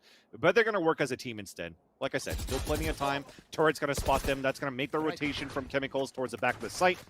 Plan should come down. They'll give it away for Immortals. They're okay with that. Oh, maybe not. A little bit too slow in the end. Yeah, good awareness from Chemicals to try to spot them on the cross through the gaps in the boxes. 5-4, a much closer affair for Immortals here on Icebox. We thought we would have seen this map played earlier in this series. We thought we also would have seen Ascent already played, which is the 5th map should we need it. An incredible shot coming out from JC Stani, and the fact that he was able to get a second one before dying to the shock dart as well, even a third. You see that shock dart come in there right at the tail end of that. That's what took him out of the round. Yeah. Exactly. When we looked at the series, I was expecting definitely Icebox at this moment, but Ascent to be that first map being played for Immortals at that point, just to try to seal the deal in this map. This map is going to be the map that determines the series in the end, no matter what. It was going to be a 3-1 win for Immortals, or potentially now a 3-2 win potentially for Immortals if they're able to continue their stride on this map. Because we talked about it, or I mentioned how good Sentinels look on the attacker side. They won 10-2. Now there's only 3 rounds to go. They finally take the upper hand into this round, but it's already 5-4. JC Stani is still alive in the back of the truck, but Sinatra taking control of this A side heaven. He's able to take down JC Stani.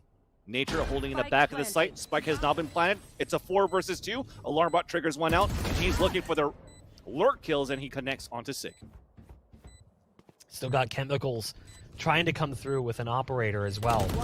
Now Sinatra's in a great position, but it's not even necessary at that point.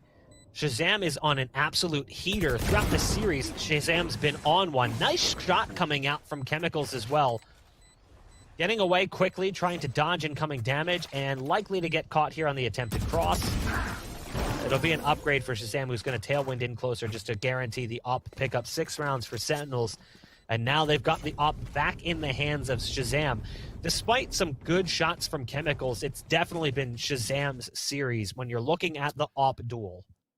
Definitely. Op duel, and even the way that he's moving forward with just the amount of quad kills that he's getting. This is 2 in this map alone on that first half. And can he continue with it here on how they're trying to work towards this A side? Probably. At this point, it's what answer do you have for Chemicals? It seems as though they're not really having those op battles in the end. Because the last kill that he just got in Chemicals was just a Vandal on a rotation, and then he picks up the operator right after. And Shut Up is trying to change things around, and that's a great way to counter it. You saw the recon dart that came out just to see if there was going to be more opposition coming through, but it's Sinatra that picks up another kill for Sentinels. And that's a weak in A site. So difficult for the last 2 players, as Gangsta is only able to take down 1, unfortunately. Oh, my goodness. Just dirty takes on this A site. Immortals, while they may have found some success at stopping it for a short period of time, it still feels like Sentinels has pretty strong control on that A site. Yeah. It's been difficult for them to try and play defense, often relying on one player to pop off and find multiple kills. It almost feels like they just have no stopping power. Now you've got Chemicals here with the op, who is able to pick off Sinatra, but now trying to run away and again save an opposite situation they've been in before. Dapper goes for the jiggle with the heal, no less, so the healing aura kind of glows out around the corner, gives away the position even further. Chemicals looking to just try and save this as much as possible. Sick is currently coming in from up top. The shot is still on the money from Chemicals, a quick reaction. Now the spike detonates and the round is lost, but this is a lot of money lost here for Sentinels coming into the last round. It's not going to affect them too much. They are going to have to gun juggle just a bit to get Dapper a weapon into play. And that's what I'm saying. The Chemical is actually able to land his shots with the operators we just saw. The flashy kills that he got when he was trying to save his operator before too, these were all on exit kills when he was just trying to save his weapon. They have to try to guess right and put him at the right place to try to get some stuff down here for the team. And this time they're actually giving it to JC Stani because they're low on economy. They have a Blade Storm. Chemicals does have a Judge instead, and you're going to potentially see them play very aggressively off this Allen drone as they come from both sides. You see the recon darts pinging out a few as well. Let's see how it pans out for the last round of the first half. Dueling ults coming out. As you heard the Hunter's Fury being utilized. I thought I heard a second pop, but it didn't seem like it. I didn't see any damage being dealt, so I don't know if that got canceled earlier or what that was. Oh, yeah. Sorry. Mistaking. I was mixing up the attacking and defending side. So, excuse me. Chemicals with the ult utilized. It's not going to produce the success that you would want. And again, it's down to one player. You know, you talk about Chemicals' inability to really be in the right position. It just feels like the reads have not been there. You know, they have not been able to figure out where Sentinels is going to go to put that player in a position to find success. But that player has been finding success all half long, and we'll see if that storyline continues after we come back from this halftime break. Stay tuned.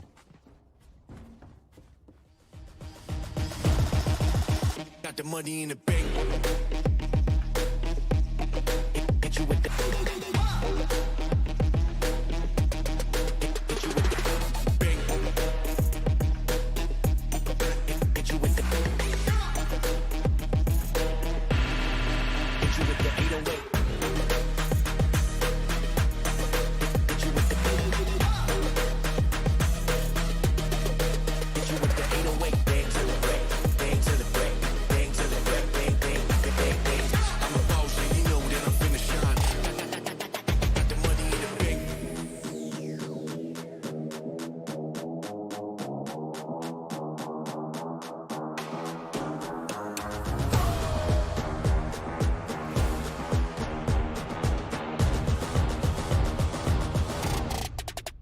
the money in the bank.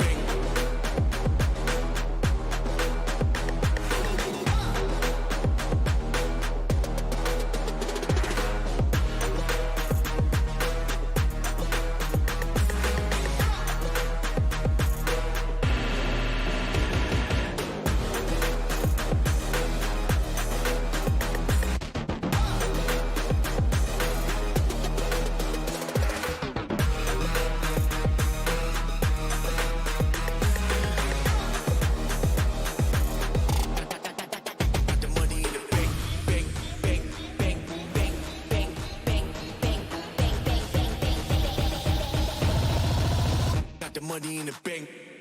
Hit you with the 808. Hit you with the. Hit you with the bank. Hit you with the. Hit you with the 808. Another map and another first half favoring Sentinels. Immortals struggling at times, and we sort of tapped into that at the tail end there, Vansili. Chemicals, who's sitting at the top of the scoreboard right now, 12-8. A lot of those kills were saves, trying to escape the damage that was incoming because they weren't putting him in the proper position to prevent what was coming. Sentinels kept them guessing on the defense, and as a result, it's not really his fault. He's playing across the map and then has to retake with an operator, and that happened time and time again. You can check that box off there, observers. We know we heard you talking about it before the series started. 8-4 in favor of Sentinels as we jump into the pistol. And now things are going to get a little bit more difficult for Sentinels. As I mentioned before, when they played versus LG, you saw LG started to come back when Sentinels were starting to play on a defense. And again, I think it's due to the fact that they don't have enough denying abilities for any of these agents right now. When you don't have pain shells, when you don't have the boom bot to get information, it's really in your face Valorant. And if you have people like Shot Up, well, as I speak about it now, if he's able to step up, then that's going to be pretty much a brawl that could come into the favor of the attackers. But you know what? Sentinel seems to say they have different plans. They're just going to shut me up and say, look, we're going to shut down the B site. Only Nature left to go. And Zoms empties his clip to secure that last kill. This composition just works so much better for Sentinels than what they used to use on this map. And you can see that playing out here in this game against Immortals. The pistol round was one of the few bright points in that first half for Immortals. And looking at the series in general, Immortals has done okay in those pistol rounds. It's the rounds after that have been abysmal. They've really struggled. And we'll see if maybe they can do what Sentinels has done to them pretty consistently, as we do have a force buy coming in here. We'll see if they're able to find that level of success they're hoping for. Dapper with a deep, slow orb coming out. There's the Owl drone going up over the top. We've seen this time and time again. There's another one, observers. You can check that one off again. That's the 2 on the day for me. For anyone wondering, our observers like to keep track of how many times we say time and time again. That's 3 now. So, for you.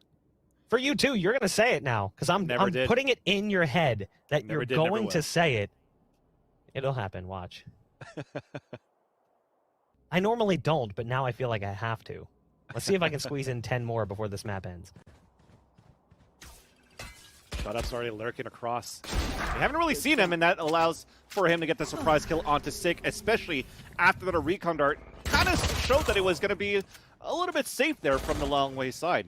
But Zoms, Dapper close range at the wall, lines up for the first, even with the second. Now the trade from Shot Up, but it's still a 1-man advantage for Sentinels. Thankfully, Zoms is low on HP, and we have a flank Parcells from Chemicals. Now he's stuck. A crossfire coming in from Orange and from Kitchen, leaving Shot Up on his own. So we mentioned him before. He has to step up right now. He's struggling a little bit into this map. I think he was at some point 7 and 10 or something like that.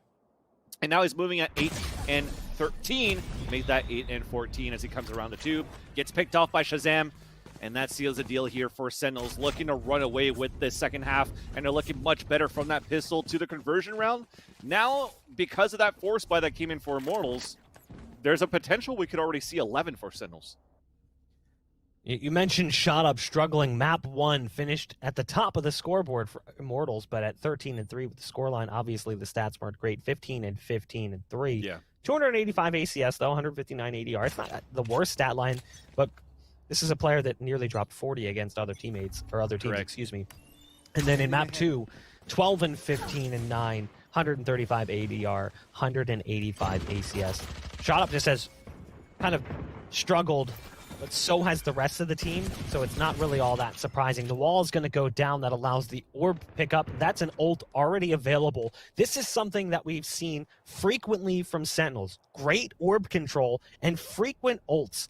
We saw, I think it was Sick, who had like back-to-back almost ults. It was like an ult, and then like 2 rounds later, he had the ult again. It's just ridiculous that it's happening at that level of frequency. It's down to 2 players remaining for Immortals. Sinatra is pushed up aggressively, waiting for them to come around the corner. Gonna even go to the ADS on the SMG. Has to worry about Shot Up, who's vertical. There's the heal coming through, but it should be over here as Shazam also ADS is the Bulldog. The burst fire, not a problem. 11 rounds to 4. They found it like you said they would. And even as you mentioned, the orb control from Sick, you got to commend them on how they're actually, or sorry, from Dapper, you got to commend him on how he uses his game sense, knowing that they're going to be on an eco. He could push up by himself. The wall is not going to be enough for them to break it for Immortals should he put the wall up. So an easy orb to be picked up. And I mentioned with the stats for Shut Up, it's not necessarily him not necessarily turning up. It's really how they're able to shut him down. Shazam mentioned it before. It's like, okay, well, let's play the same type of gameplay that they do. We just do it better, and you already see it. Sinatra is the one that's playing the arena. He's on the top of the board, just the way that he's pushing. You saw how he jumped it on top of the pipes on the A side, got the kill, dismissed away, and already made it a 2-man advantage for Sentinels. This round Shot Up is trying to change things over as he gets spotted from the kitchen. Comes out of it with a little bit of damage, but still a 5 versus 5. Still technically doable here for Immortals as they try to revert back to the A site. Here comes the play towards A. You can hear Empress utilized by Shot Up. That's going up on top of the bin as well to try and find a better angle. And we'll clear the head off of Zam's shoulder. You've got Sinatra also using Empress with a way bigger gun. That's going to be the Odin having an insane fire rate. And it already produces success. Now a Lear going out as well to allow that thing to really open up. In the Empress duel, Shot Up comes out on top, quickly taken down in the exchange. It's now all up to Chemicals, who at least gets the first one. There's a smoke coming in. Can the spam come through where it needs to? No, not initially. 5 HP remaining. Sick there to just mop things up. Brush aside Chemicals. 12 rounds now for Sentinels. It feels like they haven't even broken a sweat in this series. Oh, definitely not. Definitely not. And I thought it was going to happen when you start to see Immortals start to step up. Where I said it was a dangerous spot, I said it's a dangerous spot of how OP it is to have Shot Up on the top of that maze, to look down towards the maze box, to look down towards screens, because he catches rotation from anybody coming from spawn, from boiler, and even from the back spawn side. He got a couple of kills with it, but Sentinels just look very good on his retakes as well. So as much as I said that they struggled versus LG yesterday on the defender side, they're looking so much better here in this game. And now it's already a map point, series point for Sentinels. Feels like this series only just started. Yeah. Quick maps resulting in the score just quickly piling up for Sentinels. Chemicals. Oh, there's one around the corner. It's Sinatra, but he's got backup from Shazam as well. That's frustrating right now. If you're Chemicals, you're like, man, you gotta be kidding me. Just cannot catch a break. And neither can Immortals. Currently sitting at a 5-on-4. An ult being sent out. Hunter's Fury. Does it connect? Yes. So there's Dapper going down. Another pulse coming out. Not where it needs to be, but it's okay. Immortals, they may be staring down the barrel of a 12-4, but they're not giving up yet. They try and make their way out onto B. Zom's there with at least a shutdown onto Nature. Throw down the smoke as well. Shazam from up top, point blank range. Shazam finds one more. And now it's all up to JC Stanny, trying to get away with the spike in hand, going back to this A site. Will have time for a plant, but it's going to be a 1-on-3. And you've got From the Shadows available as well as Bladestorm. So even if he's able to secure this plant, they're going to be there really quickly, hot on his heels, trying to fight him to retake the site. And that's why you say, like, Chemicals is probably telling himself, you got to be kidding me. It's just the way that Sentinels are able to play those trades. If somebody were to die from Chemicals at the beginning, he was going to get immediately traded by Shazam. But with that, a 3 versus 1, we'll see if JC Stani could clutch it. In position, there's the dash to fly in. First one will be his, but it's not going to be enough. Sentinels will take the 3rd map in the series, technically the 4th. It'll be a 3-1 victory for Sentinels here in the finals of the very first closed qualifier for North American VCT. Congratulations to them. They will be taking on the lion's share of the prize pool and, of course, the bragging rights that goes alongside it. Amazing. Congratulations to Sentinels. That's $20,000 for first place. Also being crowned the champions of the first software challengers. What this means now is they make it into the 2nd stage of qualifiers for the challengers without having to go through the whole gauntlet of the open qualifiers next week. So for all of those that actually didn't qualify into the past week, it's back to the drawing board. But at least for this drawing board, for this series for Sentinels, my God, did it look one-sided for that team, and you got to commend them for that. Here's the thing, too. When we first looked at this, I was like, oh, that's kind of silly. Like, they don't actually qualify for the event. Are you really getting that much, winning this event? Look at the teams that are playing in the next open qualifier. You've still got teams like TSM and 100 Thieves who didn't make it to the closed qualifier, didn't make it far enough to get to this point. So that's actually good. So, like, these teams are going to be fighting their way back through that open qualifier again next week. That one kicks off, I believe, on Thursday. So, scary open qualifier coming up, another closed qualifier that's going to be flooded with incredible talent, but you got to tip your hat to Immortals. Despite the fact that they lose, this team comes in with almost no playing experience as a full 5-man roster. We haven't seen anything from them. This is the first time we've seen them play with Chemicals and Nature, 2 players that were farmed out of the ranked system. And like you said, it's the first time we've seen them play anything since First Strike. And again, different roster, so it doesn't really even count. They did really well, all things considered. I do have slight concerns about consistency because today was very much underwhelming. I wanted to see a little bit more from them, and I worry over time that we'll start to see like that honeymoon phase end. Because initially I was like, oh man, I can totally see this going all 5 maps, really close games, but it didn't really stack up that way. The thing is, for me, I have to think about it for the other end of the spectrum for Sentinels, though, because at some point, including myself, and others of our peers were like, well, it seems as though Sentinels in 2021, they've been figured out. They need a coach. Their strategies don't seem to work. They're too predictable. When you're playing for these trades, it seems as though it takes the upper hand for the up-and-coming teams, looking at LG, looking at Immortals, for example, and they just need to find something new.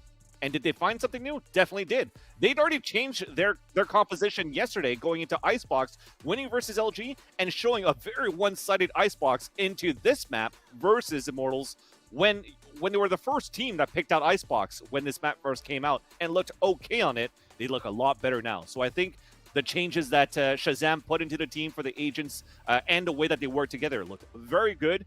And you're starting to see Sentinels back on our conversations of like being the unstoppable team. Well, let's take a look at the bracket as well so you can appreciate the runs from both of these teams. You'll notice again, and it's something we talked about at the top of show, Sentinels knocked out in the first round by LG 2-0.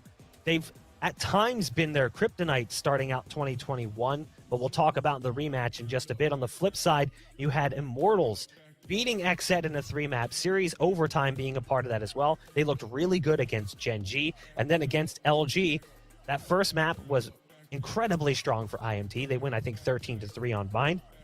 LG takes map number 2. They go to map 3, and it almost goes to overtime. Here, though, that one on the board is just the round they got coming in from being the upper bracket winners. The fact that they couldn't get a single map, it's just frustrating to see because I wanted to see a little bit more. And you do go back to that map pool again, you go, man, what if? But let's take a look at the lower bracket as well, because we want to see how Sentinels got to this point and the fight in them to continue pushing to get to this finals. They had to take down Anbox 2-0. Gen G, who was knocked down 2-0 by Immortals, takes Sentinels to 3 maps, and then they face off against XZ, who's another team that's really on the rise, before they pick up a big 2-0. And then that last game, Alex, that's the big one. Sentinels pick up the win. They finally get revenge over LG 2-1. Oh yeah, definitely. They looked very good. I mean, even versus Gen G, it's a brand new Gen G that we saw in this tournament, in this bracket. And even then, Sentinels versus Gen G, it could have been Gen G series. They almost won that 2-0. Yeah. It came down to, I think, a 13-11 scoreline for Sentinels on that second map. So that was a very nice fight there for Sentinels to survive that second map, win the series convincingly, and just blow back through the bracket going into today and winning this as well.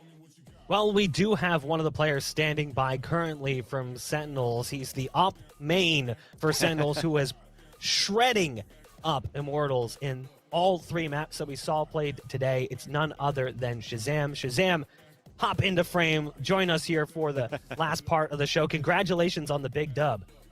Thank you. Did it. Dude, your hair's getting long. Oh my gosh. Yeah, I need a haircut badly. We all do. That's why I'm wearing the hat. Shaz, man, congratulations in the series. First off, of course, I wanna talk and ask you about the dominant performance. What gave you that drive in Sentinels overall in this series to just show such a one-sided map of affairs in this series versus Immortals?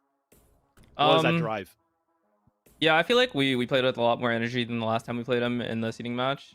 And they're definitely a good team. They deserve to be in the finals. But I feel like I definitely studied them a lot, even before I had a lot of notes. And I think they're one of the tactically weaker teams, not to like take away. They've got tons of skill players. And I knew that if we played really slow, we could sniff out how they're playing their setups and just pick them apart, pressure them and like info starve them on other bomb sites like we did on Split. And we're just going to be able to outplay them. And then Icebox, it might seem like we're kind of just brute forcing in the site. We are, but there's kind of like a thought process behind it. Like we are picking agents that enable us to do that instead of defaulting. We kind of transgressed a bit before in Icebox and started trying to default and push people back. And we realized like this meta is not even working on this map. People are just not even rotating and fighting us. We decided, okay, we're going to play this comp. We're just going to run in. We're going to use Sage's OP abilities to, pressure them off and they can't peek. And I'm just going to sit there and wait for these people to swing on me.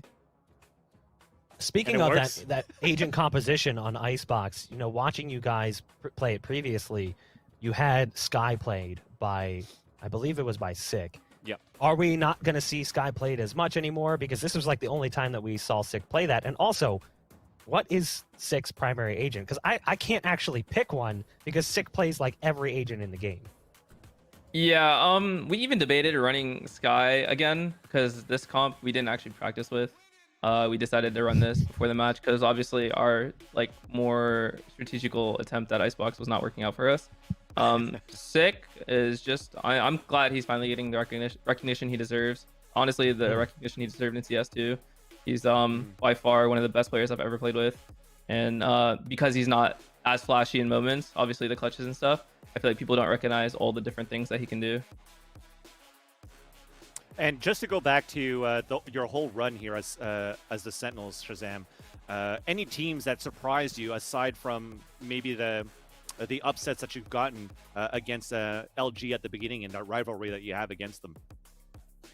Yeah, I think LG is a super strong team. They definitely gave us a lot of struggle in the lower bracket final too. I feel like that felt like more of a grand final for us because they beat us the previous 2 times, and I respect those players. I think they're really talented.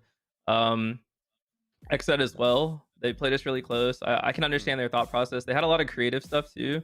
Like I can really respect that when a team puts in the effort to come up with these smaller details.